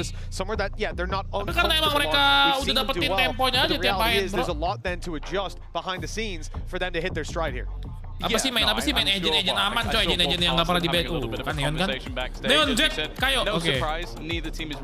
Mereka rapi bang ya, karena mereka main begitu aja nggak bisa di counter, coy. Mereka nggak perlu ganti strats. Kalah pun ya udah ntar lanjutin apa di next matchnya main lagi kayak begitu nggak apa-apa. Gitu bro. Konsistennya itu emang cuma butuh konsisten doang guys, bukan butuh gonta-ganti strats. Kalau konsistennya tetap aja bagus. 100% Paperrex ya? Mas 100% ya Paperrex ya? Gue gak baru sadar loh. They've got the decent win percentage on this one over the last stage. So even though it is a choice of G2 and clearly mereka tuh konsistennya aja sih yang dibutuhkan. Padahal mas stratsnya sama aja guys. Stratsnya engine gak pernah ganti ya kan. Tinggal fokus tembak aja mereka sama fokus lempar utilnya kena aja. Jing was taking a couple of fights on his own, a couple of individual tools. And sure, a lot of the time, especially in the first half, he had something with him. There was always that duo system. You're not going to see that most most likely this time around, because this whole composition is made to set the two of them up, to have them take the space together, and I think that solves some of the issues. For me, the difference in the last map, G2 were playing as a cohesive unit. They were a team, and it showed every decision, every moment, in how disciplined they were before the agak turun aja guys status nembak parahnya dia dari tahun lalu bro ya. We saw them get caught off guard, and now I hope that won't be the same. Wah, Davai ganti-ganti begini bro. They were able to flank so fast into all of those A takes because of the control they had. That's more difficult to avoid when it comes to a map like Lotus when you're not running a Sentinel. So it's definitely going to have to be something in the back of Paperrex's mind that, okay, they're going to try and challenge us for space. Are they going to be making those like deep A pushes as we see so regularly? Are they going to have a sort of jump spot and see that can give them that early information? And if they are, how do we shut that down? How do we make them play a little bit more scared? Because if you allow G2 to have all of that control on that defensive side, you're going to get blasted. I'll be honest. So you can't allow that to happen.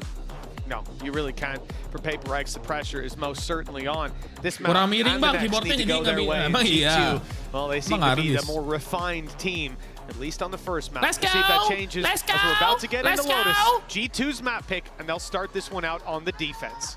Yeah, I'm ready to get into this one. I think, especially for Paperrex, after having that map sort of slip away from them, starting on the attack is going to be good. Like, having the ability to set the pace. Semoga Davai menyala ya. Davai nanti turun soalnya.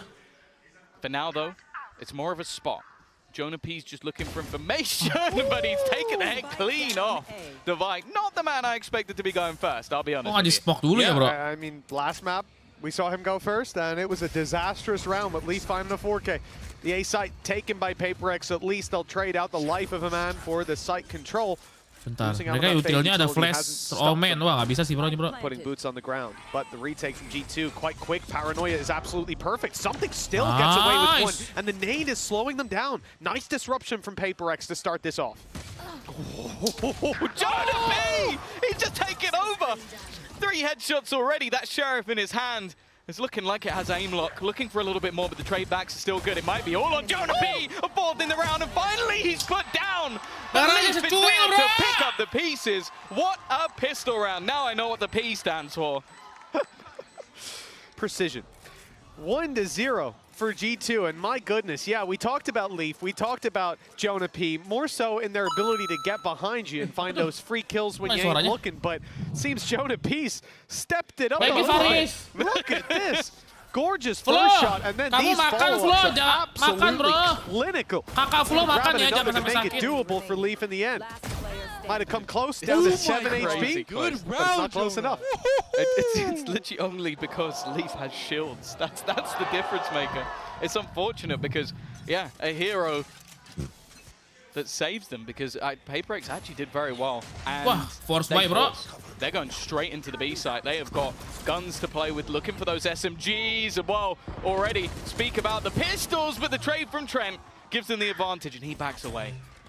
He's doubled up, still has a Prowler to work with. Icy needs to keep control over Heaven. He's under pressure. Something already up close. They know that he's there, and the swing in from Leaf closes this one out. A double on the Stinger to put 2-0 on the board. Weapons upgraded as well.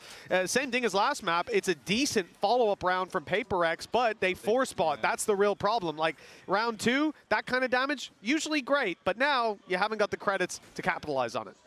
Yeah, it means that likely into the next round they'll come in with a full buy with force buy lagi, Cok. everything Kalau force buy bisa 3-0 ini, bro. Maybe like shields or something like you might normally see, but it also gives another round for economy to be built up. So you can see a slightly better buy than what they had in the last round for G2. I guess there's also just the thought process of it is Paperrex.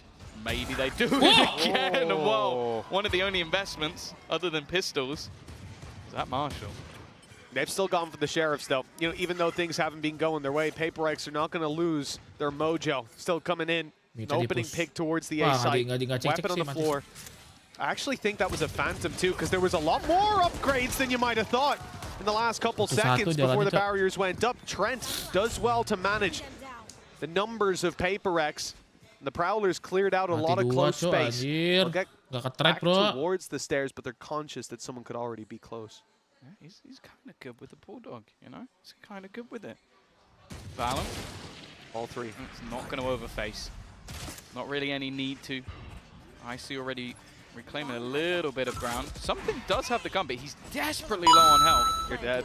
Thank you, Tracon. To go down behind him. Pedro harus bawa dulu masih bang. Let's go!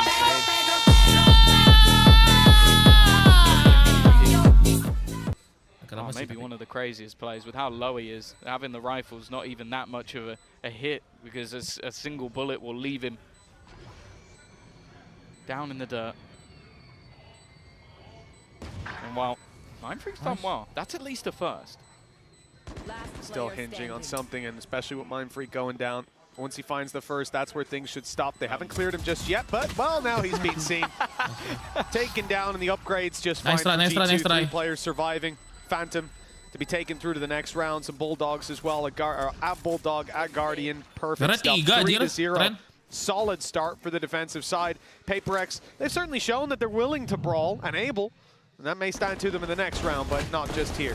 Yeah, the problem is, although they've kept the economy relatively honest, you're still going to have 5 rifles. You're still going to have enough to probably invest into the next round anyway. And you got a 3-0 start. So it really does just put them on the back foot almost immediately. I think if Paperrex don't find a response here, this could very quickly get out of control. Oh yeah, it could spiral. Trent, well, I liked his Bulldog. Let's see how much I like his Odin. Sat inside of tree, spam already, gonna light up Jing a little bit and slow down the rest of the squad and clearing out that space. Slowing down Paperrex is something not a lot of players can do. He's just getting all the walls lit up, turning them into Swiss cheese, but Paperrex have waited out the spams. And in fact, they're going to fall back off it. Maybe just wanting to set up Mindfreak, but no, it's in fact just a ruse. No aggression on the other side. They've also baited out that they could have taken some tree control, and they are just going to full sprint their way towards the other side of the map. Now, it has been spotted. And they do have Nightfall to play with, so that's the other thing. It's possible that they're just going to look to play this as a retake, but instead, especially after the utility goes down, just going to fall back. I say that, still within the site, who hasn't been spotted again. It's Danger Man, Jonah P. Kenapa sih ya mainnya ya di pick polos begitu anjir, sumpah. Between himself and Jing, and it's Jonah P to win it, and double up! Devi's gone too! That should have been the trade. And instead, Forsaken as an impossible task. 4 players coming his way, and Nade used alongside a reveal. They know roughly where he is, and now the rest of the util comes in. The C's saved until they had the information. That's an absolutely gorgeous play. And a solid economy farming round for G2. 4-0 up, 4 players alive. Those credits are going to be sky high. Yeah, Paperrex got more done with the low buy. It really was. And again, you said it, the way that they save a lot of their utility, like what they did there was put the snake bite on the left. So if he does manage to dodge the C's, he's getting vulnerable and then the player swings. Or he gets hit by the C's and he has basically, I think it was 30 HP to try and fight versus the entirety of the team. They're so good at just putting their utility into the right place, playing really safe. Because we've seen so many teams lose crazy rounds to Forsaken. You've got to give the man his respect. And one of the things that often slows down those rotations is what Paperrex attempted. They slowed down with the spams, waited, and then went up and opened the door. Like you said, they feigned that they could have been in tree. But then once the door was closed, they just put a Prowler in on G2 and went, oh, no one's there. I think they might be going somewhere else. And at that point, Jonah P gets into position. He's ready for that hit, and he does not leave. The man plants his feet in the ground and says, I'm standing here. Takes down Arlong Park.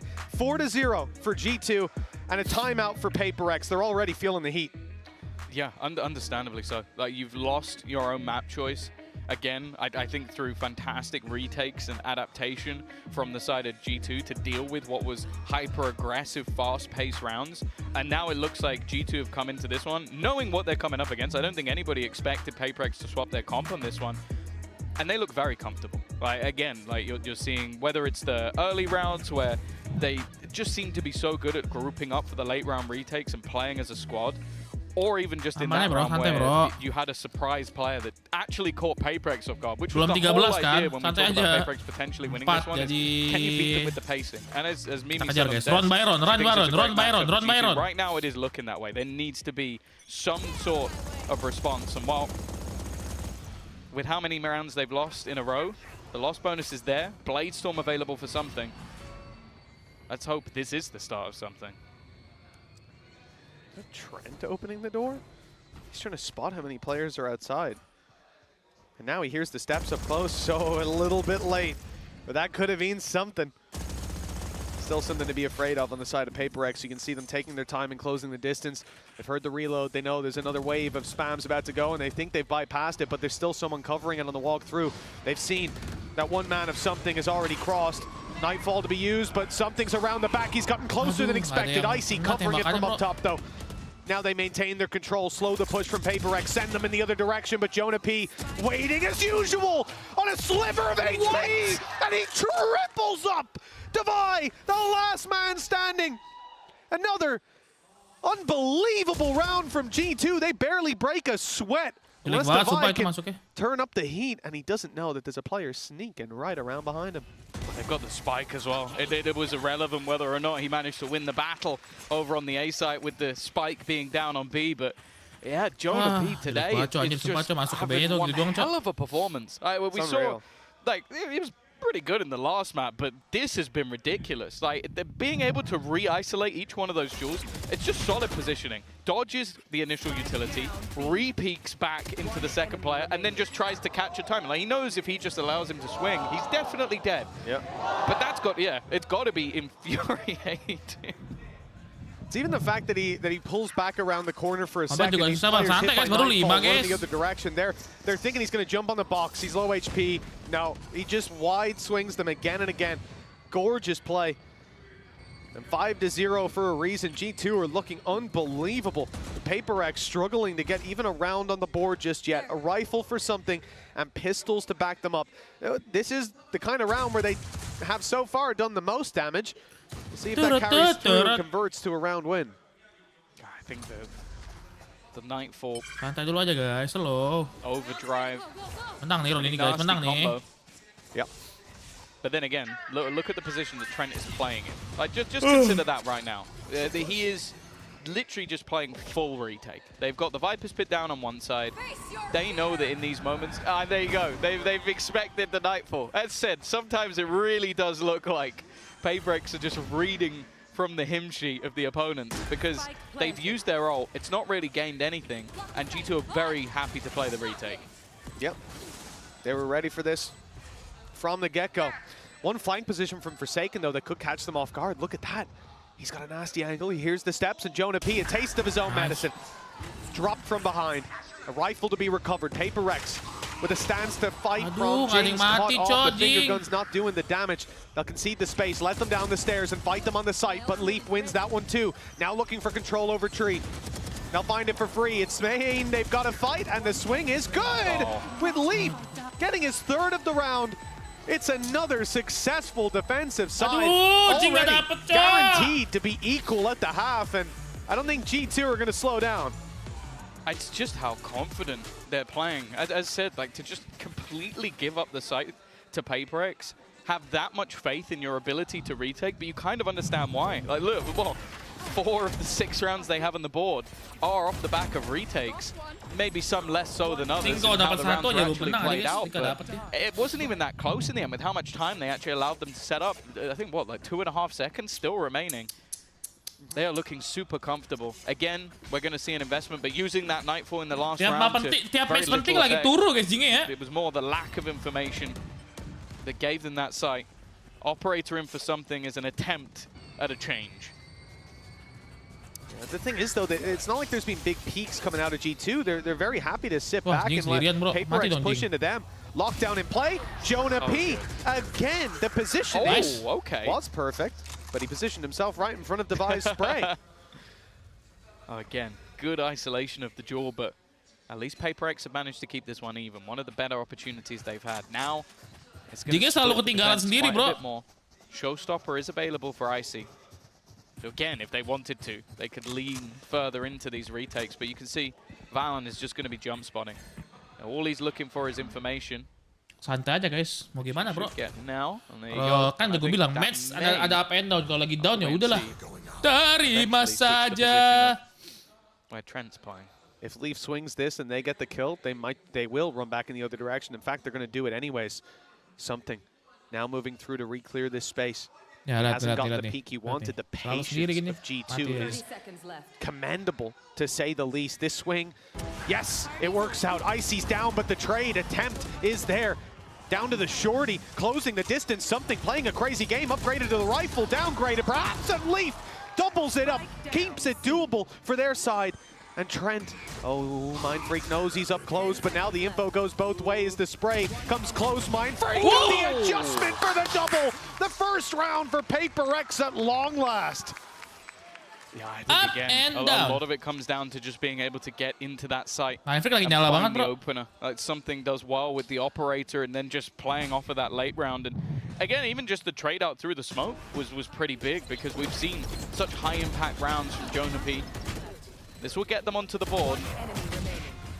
It's just whether or not they can now try to extend things. Luckily, they do save that operator. So that's still going to be in play for this next round. And they have themselves the null command, which will have value in reducing Leaf setup.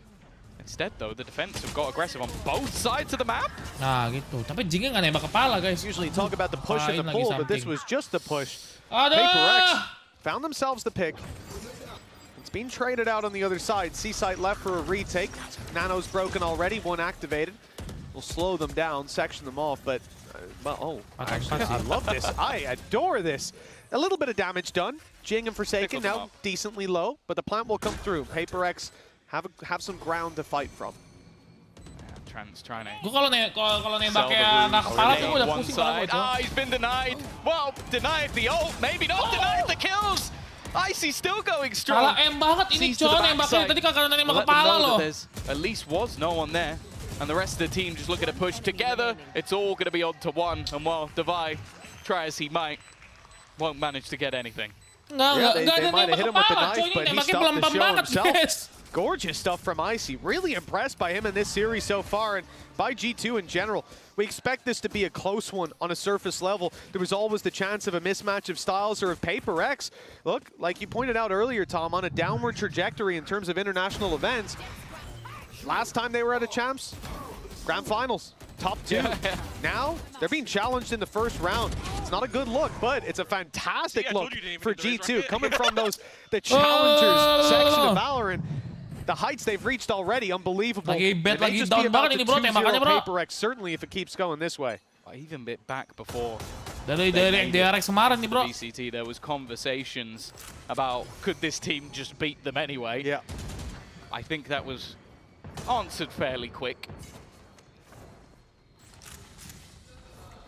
Paperrex again. Kado benar tuh kata Riz, kalah nembak bang susah, kalau stras bagus juga percuma kalah nembak ya.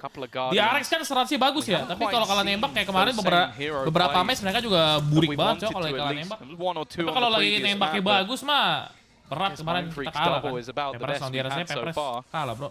Nembaknya lagi kenceng.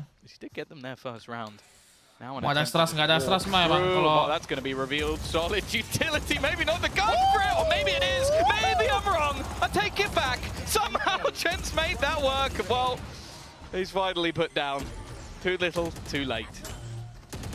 Well, you say that. Maybe don't count Divide out just yet. 45 seconds. He's got himself a rifle now. His HP quite low. The chance for a big play. Paperrex needs something. I think they'll take any chance they can get, but look at G2. We talk about the discipline. Good attempt by Divide. Baits out the first fight, knows there'll be a swing back sight because they've played enough rounds against G2. This isn't a squad that's going to set individual after individual to fight you. They group up, they play it together, and their reward is an 8-1 lead. But this man felt my heart skip a beat. It's the moment of realization. I think he sees the little bit of like smoke from the dash and goes, wait, what? Oh! Still manages to get the kill. Had a little bit of support from his friends. 8-1. Whether you were a G2 or Paperrex fan, I don't think you expected it to be this dominant. They have looked incredibly strong. As said, on the first map, Paperrex were in it at a point, and then the adaptations came in. At this point, it seems like G2 have been ready from the get-go. And G2 are adapting again. Aggressive push-up on B. They hear that A main control, and they realize it's just going to be the same old playbook. They're taking control, taking tree, and fighting sight. And that early flank is catching them off. No one's ready for it. Look at Mindfreak. He's staring forward. Jing's just about spotted them. And he will manage to at least do damage, making it doable for Mindfreak, who's grabbed the double. But again, the trades keep swinging in the other direction. So thanks to players like Jonah P. I don't understand how he does it again and again. Divide now has it all to do. He's got the right gun for the job. Gonna try to brrr them out of this one, but it's gonna be difficult. Nice lineup. Good spam, but they're going right back. They're playing the same game. Diffuse already past half, and it's too far gone. The spray might be good for one. He jumped across and killed him. Anjing buruk banget, coy, anjir. 9-1 on the board, Tom. This is a devastating start to map 2. And well, G2's map pick for a reason, I suppose.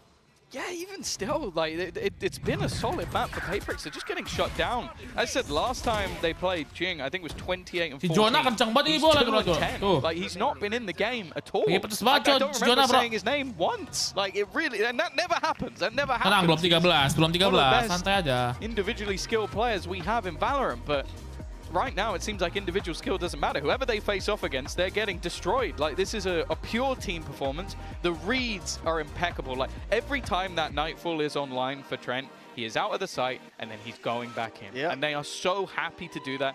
We mentioned the flanks. I think this is the first time the flank has really been a big issue. Because they haven't needed to. They've had the read so often to get players in the right place, so they haven't needed to go around the flank. They throw it in here, and it does catch players. They also have fights from the broken door. Like there's so much cohesion from this G2 roster, and that is the difference.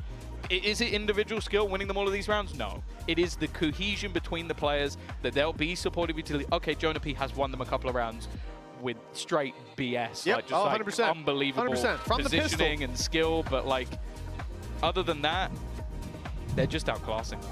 Oh, 100%. Like at this point, Tom, you know, people have been udah telling me berapa for a while. udah 3 match turu ya. This is their number 2. Damn. I mean, they're playing a damn clean game. I'm getting worried. I'm starting to sweat a little bit, and I don't think it's just the temperature here. G2. Well, I'll also say, I feel like there's even an argument if they are the number 2 because of how close. The final, right? Yeah. It was OTs and 13, everything. 15, 14, 16. Then they won 13, 9, lost it. Yep. This team is number 2 in a technicality. Yeah, and after their performance at the last international, yep, even less so. They have looked incredibly good. But this is just every single round, man. It's just clean. The ideas, the executions. Nobody is greedy on this squad.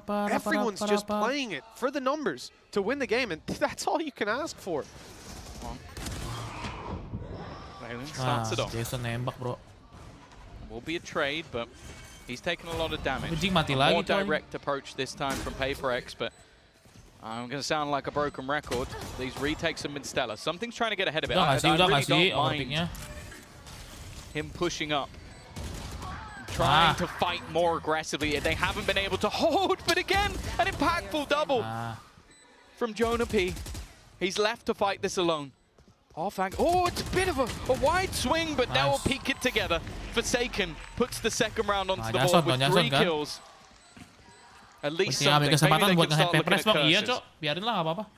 Semakin banyak hater juga, semakin naik Paperrex, Cok. We're going to definitely hope that the 9-3 exists still. Cuman salah satunya tim yang cuma punya satu used to be a big thing. And Paperrex gonna have to perform satu a divisi ritual to bring it tapi back. I'll need to find this round followernya at least. banyak. Gimana ya? Pasti serang lah, banyak lah. Jelek dikit pasti diserang, bro. I've seen him with the DRX jersey. He's not in the building. Si Jonah P emang nyala, guys. I don't know. It means he can go out in the Jing street and do it. Jing mati cepat mulu dia. You want to see Paper Thin in the street doing a ritual? Yes, that's what it is. All right, that's what we'll see if we can That's the arrange content that. I desire. All right. Cuma punya follow tapi followernya banyak, jadi hype-nya follow semua, guys. There's no way he's going straight through it. There's no way. Jonah P's positioning Ya has Allah, been unbelievable. lagi. Trent, I love you, man. Okay, Gorgeous play. Yes, he did, but look at the position of Leaf at this point. No, he's going to get revealed. Okay, he's revealed. He's revealed. He has to break it. Now they know. Now the flash goes through. Good Gorgeous. flash. Okay, there's the reaction from Paperrex and the follow-up from Forsaken and Defy. Now they're hitting their stride. It might be a little late in the half, but they've got the foundations laid. A pistol could bridge the gap, but they're going to need it. Yeah, we finally saw some life in the squad, like reading what was going to be done by Jonah P. I think that's the first time that he's actually been caught. And then also Forsaken. Last couple of rounds really stepping up to the plate. It's a mountain to climb, but luckily there's a second half after the break. Kenapa jadi ada ini, bro? Ada bola-bola. Bola.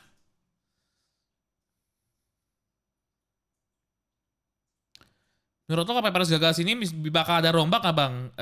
Bisa jadi Gua dengar beberapa rumor dari bos gua, jadi ya udahlah. rumor doang, guys. Tapi tidak boleh dikasih tahu ke sini ya. Ada rumor-rumor dikit lah, mau lagi scouting player siapa gitu, guys. Cie, penasaran. Adalah rumor-rumor lagi, katanya lagi ngeliatin 1 player, 2 player apa yang lagi bagus gitu. Emang harus dikritik, Pan. Gua kritik kan, mainnya jelek, ya udah mau gimana, mainnya jelek, bro.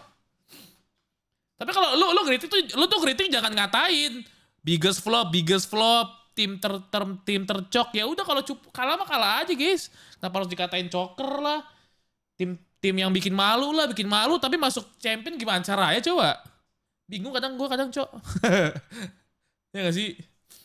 Kalau dikatain tim bikin malu tapi masuk champion. Coming into the second half, Tom, and it has been a masterclass from this squad. Although Paperrex started to wake up towards the end of that last half. See if they can carry through that momentum here. But they have to. Again, this is a group where there's a lot of threats. Like EDG and Foot is the game that's kritik tuh, harusnya mereka tuh bisa main 2 duelis. Mereka tuh harusnya main Sentinel lah, itu kritik. Ya benar sih emang, iya benar. Mereka gak ada default agent gitu loh, guys. Mainnya beda-beda agent. Gitu, bro. Well, that's it. If they have a flat performance like this to start it out, but 2 rounds to close out the last half. Choker masih nggak apa-apa lah. Choker kan ini, guys. Choker kan nge-whiff kan, kayak apa sih, kayak nge-throwing gitu lah. Kalau bilang bikin malu itu bikin malu siapa, Cok? Bingung kadang-kadang anjing. Choker masih oke lah, itu bukan ngatain, Cok. Choker emang lu kadang-kadang di match besar lu nggak bisa nembak tuh Choker namanya, guys. Not to lose 4 players to Jonapi's headshots. Kalau kata-katain bikin malu itu parah, coba ngatain. Already though. Well. Yeah, see, it's not Sheriff. Not quite as controlled, aggressive from the defensive side. They've met them outside B, and well, just about going to be the retreat. Keeps things even, but neither team is shying away from this. They want to fight. Well, maybe I was wrong. Jonah P with a double. It's not going to be 4, you know, not possible. But it's still pretty good. Last man standing something. Cok, ngapain sih, Cok? Astaga, Cok. Itu Choker, Cok. I believed in the post plants of G2 throughout the entirety of these series.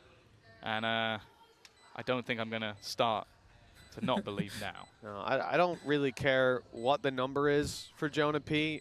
He needs a raise. He's putting in the goddamn work at this point. Trent with a Bulldog, Trent with an Odin, didn't matter. I'm becoming a fan of this team very quickly. Are you just trying to get the whole team a raise? Is that the goal? At this point, Tom, you disagree? It's been unbelievable, and although something grabs 1, that is all she wrote. G2 managers going, shut up! Shut up! 10-3, double digits found in the first round of the second half. G2 certainly seemed to be in the home stretch. We saw a force buy from Paperrex on their attack. It didn't work. I'm not sure that we'll see it here, but if they do it on defense, then I think Prey's almost just GG the game. Like, you're not going to have that. Padahal jaga hold angle aja kali ya, hold angle nggak bisa gitu ya. The last time out, it was 1 player standing and they got a plant. It wasn't even close. So you're basically just going to go in with Sheriff or Stingers with no shields or light shields. It's just not worth it. So it is just going to have to be the hard eco.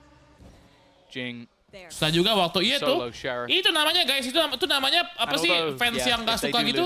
Pas yang zaman monyet mainnya jelek, aduh harusnya Jing aja, harusnya Jing kembali. Pas Jing kembali mainnya lagi jelek, harusnya monyet aja yang kembali. Enak banget ya, kayak kesannya tuh kayak tinggal choose your character, tinggal pilih terus datang orangnya. They're willing to group up and do a little exec play. All the util thrown outside of A at Rubble. All the dashes used, the space taken, and there's no itu nanti aja, guys, ditunggu ya. They've got to go to the other side of the map. Siapa tahu beneran kan? Tapi nggak ada tahu sih. Tapi dia pemain NA kan. Sentinel on this side. When you go for those big gamble plays, at least getting you the information early. Paperrex will struggle with that as they don't have one. Already, they're just set up watching. Nembak apa? Coba nembaknya aneh banget, cowok anjing.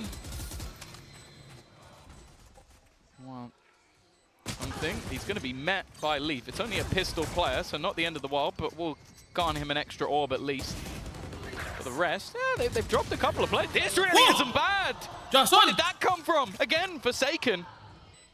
Giving them at least a life. There's time for this. Like, they're going to have to move quickly, and they're desperately low. Valyn, a safe pair of hands, but not this time. All right, then. Maybe the caster curse does exist, because somehow they managed to win that round. Unbelievable. 42 HP between them as well.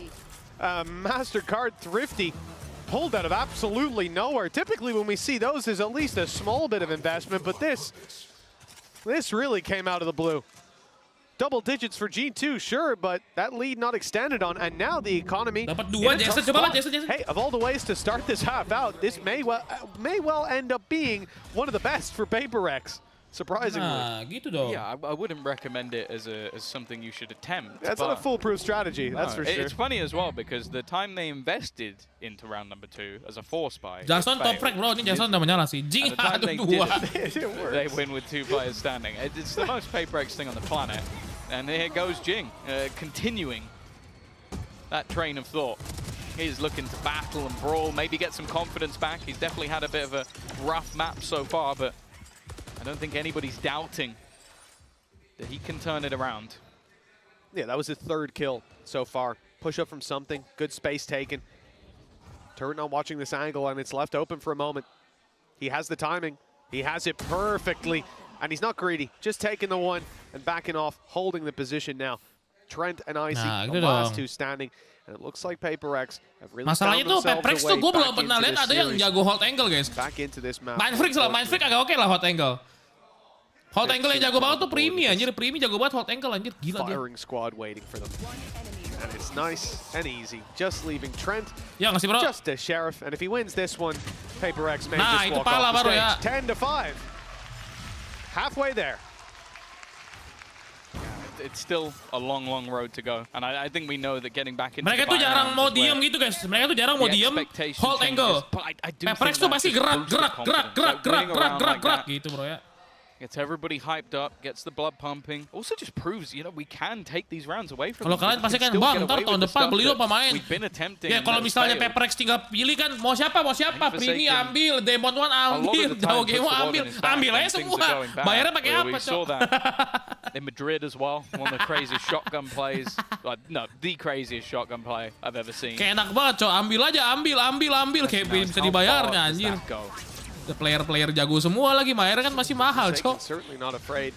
You mentioned about the confidence. It's a big factor. Something certainly has it. Nah, udah sih something. He's got backup. Prowler coming around, spotting a player close left. He decides to back off. Yeah, this is a wise choice. Knowing there could be a swing coming out. Bikin milestone buat bayarin bang. Can't see someone like Jing slow it down. Gak akan cukup guys. Player itu tuh mahal, cok. Player Paperrex, player apa sih player Valorant tuh mahal, cok. He's done just that. Now they can start to rotate to the other side of the map. They'll be a little bit late. Mind Freak. Dikira kayak gampang gitu ya bayarinnya ya, anjing emang kalian. Forsaken's knife not yet back online. He's put the fragment in, but it's only going to deny them the close corner. I think they're going to have to give this one up. Again, looking to play the retake. Plant. Not going to be denied just yet. As they wait patiently. Mahal guys, pokoknya mahal guys. Player kalau masih ada kontrak itu mahal pokoknya ya. Paperrex on the way in and up he goes, but Jing not landing the shot. The trade is good nonetheless. He causes the chaos. Trent though manages the recovery, and Jonah P's there to help out. Forsaken, now the last man standing, misses the jump up top, or maybe he intended to stay below. He almost caught Trent off guard, but the reactions of this guy, unbelievable. Another triple for Trent, and 11 rounds now on the board. The home stretch well and truly in full swing for G2. God, it's not like the other side where G2 can wait for their retakes and just everything falls into place. I don't mind the idea of the sort of the jump up from Jing, even if it's just the surprise factor of it. But again, whether it's Jonah P, whether it's Trent, like just having these positions to just almost maneuver around. That seems to be what's just so impressive. Dari segi EW kalah bang, iya makanya di base itu Paperrex lagi down, cok. Kalau lagi apa pasti M-nya bantah-bantahnya, balas-balasan bro. They won off pistols. Economically going to be good. That looked close, but no cigar.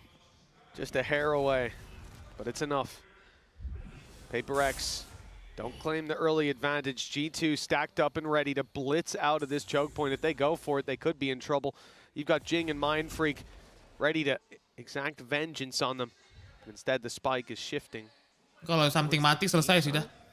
A bit of a split with some going C where they know that there's an op. You have to imagine there'll be deep Yeah, utility used itu here to Riefnya push them masuk. off the angle. Indeed, it's going to be the Prowler sent through, and it's caught him up close, got the op shot out. Now they've claimed the angle on the side of G2, but is the spike going towards B? I mean, Leaf's already taken the space. The door's open. Jing nembak badan terus, Cok. It's a confusing one for Paperrex to read, and if they had an IGL, he'd be panicking about now. Forsaken, under pressure, manages the one, but they need a little bit more, and it's something Jing to deliver. That leaves Valyn alone. First goes his way. Now he can back out of there. Has the spike in his hand. They know exactly where he is, and something, well, a little bit too quick to allow him to get away. A 6th round onto the board for Paperrex, a big one to win as well. It's going to put the economy of their opponents right on the back foot once again. And that is, again, the thing. Just how disruptive this team can be. The rotations of Forsaken, selling the idea that, okay, he's gone down, Jing can now swing off the same position. And then this man at the back of the site, they give him anything, and he's not going to miss those shots. Still, a long way back. Let's go. These sort of back and forth rounds, well, at least Jing 5-16 bro, pakai neon bro, my god. The best thing that could have happened for Paperrex, because it means that financially, again, G2 Ini kenceng lawan siapa kemarin ya? Dia yang S2 kali itu lawan siapa guys ya? Top reposition this time, playing on the A side to allow Paperrex to push up on C and take that space. Problem is they can't commit to so many players on mound because they have to go back to clear B. That leaves Jing isolated when the fight comes down. G2 able to take that pick for free. And now well, the world's their oyster. They can take it where they want. Turret's still covering their back, but it's about to be out of range. Looks like commitment to the C site, and it certainly is. Straight through his Icy, has Showstopper to use, but not anymore. Mindfreak keeping control over the back. He's lit down by the spams and has to be a bit more passive now. The rest of his team on the rotation. 2 stack up on B and 1 further, but they don't know that the snake in the grass yet again, the Viper down below, is on his way. And he's just wrapping for free. It could be an easy kill. He's gone into the smoke, though. A moment of solace for Mindfreak, but he doesn't expect there to be a player there. Forsaken's blindsided, and Mindfreak low on the site will struggle to stop this plant. He's trying his best. Nice fight. 30 seconds At least one comes up for Divine. Now the time is ticking. This brings things back to even. It's whether or not they want to try and use the Viper's pit, but it might make it tougher to plant. Another one for Mindfreak. Leaf tagged desperately low. It has to be Trent. It needs to be him to try and get something done. And 15 seconds left. Plenty of players to find, and in fact, it's a man that started it all. Mindfreak with 3. Mindfreak angle-nya bagus kan bro. Mindfreak kalau hold angle bagus bro. Phenomenal player, and a big round from him. Dodging the spams at first, his timing on the Shrouded Step was unbelievable. Forsaken was unfortunate to get caught blindsided as he walked back through, but the spams here, absolutely gorgeous. Not just taking down Valyn, not just taking down Jonah P. I believe it was there. You see it in the kill feed. Leaf as well. 3 players going down through the wall. The play cam there is quite funny. It looks like he's celebrating before he got the kill. He's gonna peek me, watch this. 11-7. Paperrex are on that road to recovery. Now the ultimates weren't used by G2, so they still have them going into this round. Viper's pit. Aduh ini jelek banget cok. They built up on the other side as well. A matchup that, if Paperrex can win, they really are getting to the point where they're back in the game. Immediate teleport. Valyn, I was about to say, if he sticks that, that's a bold attempt. Instead, though, it was just used to give them the information. Nightfall used fairly early, but Jonah P's lurk caught by something. Yeah, who could have guessed Jonah P would be lurking in this game? Seems something certainly hit the nail on the head. Now the steps are heard leaving the B site, although, okay, the knife gets thrown through, so Forsaken knows there's someone outside B. He'll stick in position. C site, 3 players just outside it. They had success, 3 kills in the last round off just spamming the wall and denying the plant. Looks like they're not going for that this time. Instead, it's Jing running around the nade for Forsaken, and Jing steps right into it. He is farming them up. And on 9 HP, Brave to use this ult through a smoke. And Leaf now has a real chance. 1v1 against the op. This round was looking done. It looked like it was already in the bag, and instead, there is going to be a challenge. The op not going to be the best for spamming through that wall. Something has to hope that he'll find an angle. Leaf knows once this ult goes off, he has time to get the plant in. He's going for it. Something's wild, spams, perhaps no. He's instead going to close the distance, keep the element of surprise up his sleeve, and try to isolate this man. Caught scoping in. It's a big danger, but he's picked the right angle. It's not over yet for Paperrex. They pushed up to 8. Kenapa sih selalu cuy dapat 2 tuh kayak ngumpet dulu gitu ya? It feels like they've pulled G2 into the mania that is Paperrex. With battles and brawls, a 3v1 that Leaf almost manages to turn, but again, a safe pair of hands is something with that operator. Jing though, just the fact he's playing, again, we've seen this earlier in the tournament, just playing through the fragments. And that is filthy. Just couldn't quite get it done on the last G2 after losing 5 of the last 6 rounds. Bisa guys, round by round. I think a necessary one as well, because we've said in the last map they were able to weather the storm. They were able to play up against Paperrex's style with them taking aggressive mid control, them running it down. They were playing it perfectly in those retakes, and in the post plants they were sublime. Paperrex have started to deny them getting those plants, and that's where it becomes a little bit more problematic. Well, you're seeing the first timeout for G2. I haven't had to use any so far. Remember, this was, what, 9-3 at the halftime? An impressive, and the pistol went to G2. So a really impressive This could have been recovery. over like 10 minutes ago. In fact, with most teams, with most games, it would have been over. Yeah. But Paperrex have started to find themselves a little bit. And with 3 rounds in between them, it is definitely the time for G2 to touch base with the coaching staff. This round, not likely to be the one that they win. They've got pistols. They're very light investing. No heavy shields whatsoever. A few ultimates online. Donapi, anjir. Aduh, ada ulti lagi, guys. Ada ulti. People, or 2 maybe, you're not likely to see that showstopper pulled into effect. Unless there's a big mistake from Paperrex. Yeah, same for his Viper's pit as well. It's like you've got a stinger in case that eventuality comes about, but a lot more is needed. It's so aggressive. Already, immediately taking control towards that C site. It's left something alone. This could actually be the bigger problem for them. He's going to manage to dodge, but they're trying to pressure. With a low buy, looking to get as close as they can. He's repositioned, but the shots are missed. He's now somewhat stuck in the mud, and they're waiting for that rotation to come back in. Shots connecting. Icy found another one, and he goes for even more. And not even needing that showstopper when he's got the pistol in hand. Trent's behind as well. He was biding his time on B, and there's no way they expect him to be here at this stage. He's recovered a rifle, and it's the freest kill of his life with Jing down and out. What a way to push up to 12 from G2, a round that seemed like they wouldn't have a chance in. They had nothing but pistols for the most part, and here they are. Just ZOWIE, 1 against 4. A Viper's pit to fight through. Icy, who's popping off everyone on rifles, bar Jonah P, who doesn't give a damn inside his pit, and a showstopper just for good measure. This is a disastrous outcome. And sure, he takes down 1, but that matters little to G2 right now. A 3K for Icy, a MasterCard Thrifty, and with that, 4 chances to take the series with a G2-0. It's going to be the thorn in their side, a slip-up.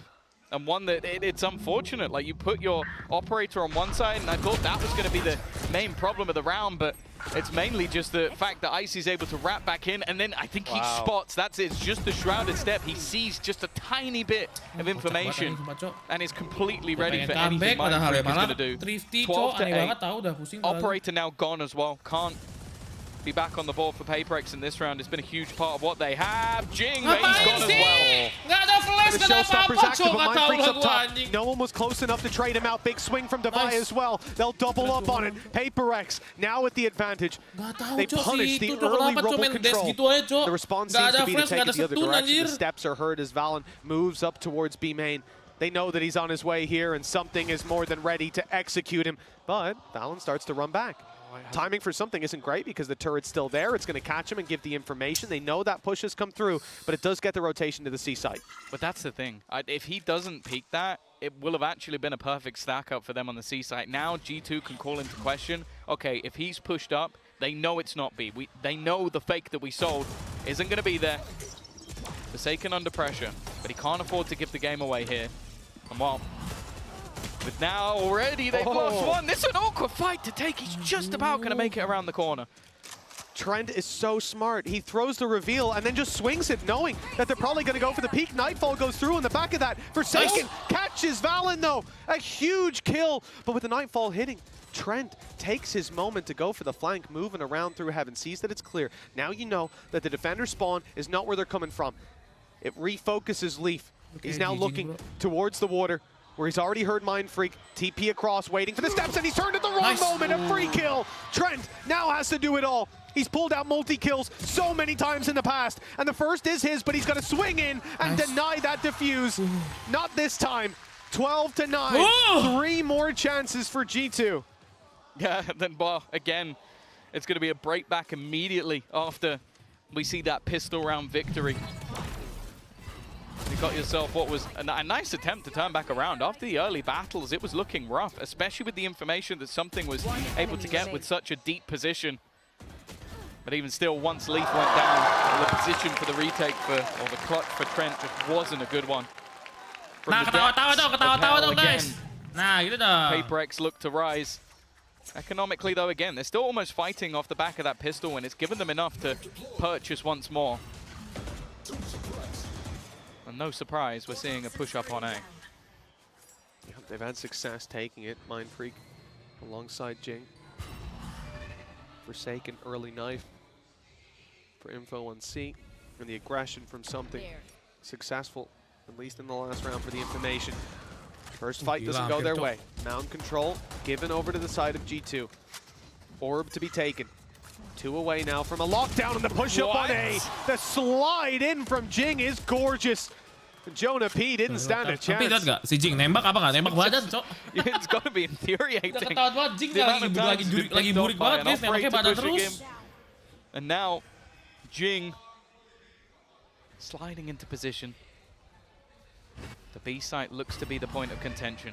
Smokes out, paranoia, utility, but there seems to be a point where they might look to just push through this. I didn't expect that. Now Icy has managed to put down 2. It's not the play you expect to see with the Odin. And now Mind Freak's gone as well. The perfect combo. It's left onto the man who started this comeback. Forsaken, 1v4. Devastating round. Let's see if he can do it. And no, immediately shut down. G2, 13-8 and 13-9. They were the better team here today. And the man on your screens, ice cold with it. This guy is unbelievable. His raise popped off, but you got to commend G2. They look like such a clean machine on the server. This is someone that and anyone in this tournament should be scared to face. Oh yeah, for sure. I think coming into this group, there was a lot of doubt about who would be making it through, but I think most, if not everyone, should have looked at G2 as the favorites. This team has been on an upward trajectory all the way through the year, ever since making it in. For Paperrex, hey, they woke up towards the end. We started to see the team that we wanted to see throughout this series, but it was just a little bit too late. And those individuals on the other side, the team cohesion, there was everyone needed to sort of fight versus the side of Paperrex. And yeah, I think if you look at most teams, maybe you can think of, okay, this is their weakness, this is a weak link. For G2 right now, harus menang terus ya guys, harus menang 2 kali bro, harus menang lawan. Yeah, someone's going to be losing sleep trying to answer that question because this team doesn't seem to have a weakness when it comes down to players or approach. They just seem so far ahead. And I got to say, I am impressed by what I saw today and every facet of it. Icy blew me away with some of his performances.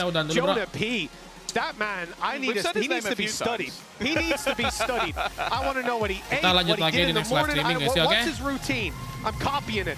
Once there's no walking involved. And Trent?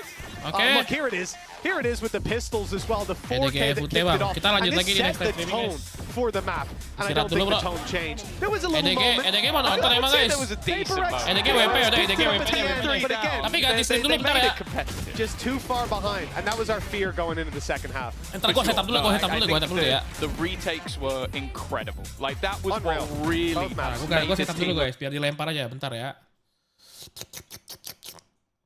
Mau nonton Kangkang bro, Kangkang lawan FUT ya, lawan Cinet ya. Sebenarnya nggak ini sih, nggak terlalu diunggulkan ya 2 tim ini ya.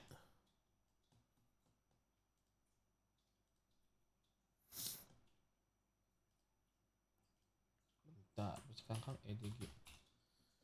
EDG Edward Gaming Internasional.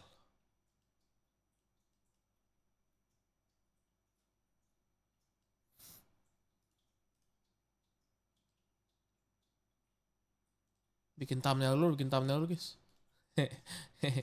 Edward Gaming sama apa guys? Sama apa? FUT ya.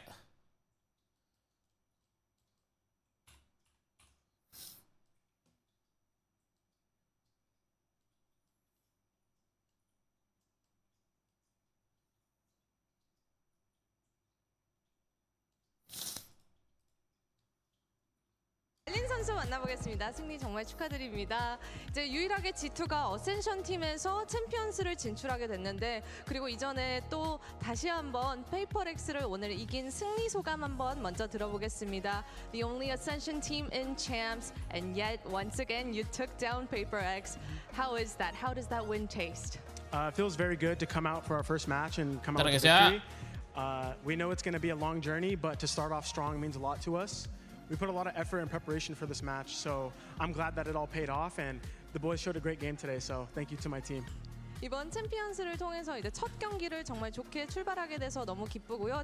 이제 팀원들도 그렇고 이제 앞으로 이길 경기들이 많이 남아 있지만 첫 출발이 좋아서 엄청 기쁘다고 하네요. 그리고 G2의 이제 아이스박스가 점점점 단단해진 거를 우리가 오늘 경기에서도 볼 수 있었는데 좀 IGL로서의 발리는 오늘 아이스박스 팀의 아이스박스를 어떻게 평가하는지 한번 물어보도록 하겠습니다. Your Icebox has been getting more solid by each game. Yeah. And how would you rate, or what are your thoughts? How confident are you about your team's Icebox? Yeah, so we've had some devastating losses on that map. Obviously, some almost 13-0s, like really bad results, but it's always been a top map for us in scrims, so we don't shy away from it. We know it's a good map for us, and we just have to look back at the VODs when we lose and iron out some little details, because it always comes down to the tiny things for us. Right. And from there, you know, we just took it match by match. PRX nih bang lagi down, man, down. I'm down, man, I'm down. 스크림에서는 항상 탑픽이었기 때문에 뭔가 자신감은 항상 있었지만 이제 안 kita pindah ke sim selanjutnya guys ya, oke? 오늘 See you on the next 경기를 통해서도 이제 G2의 stream. 아이스박스는 준비가 됐고 다른 팀들도 저 도전장을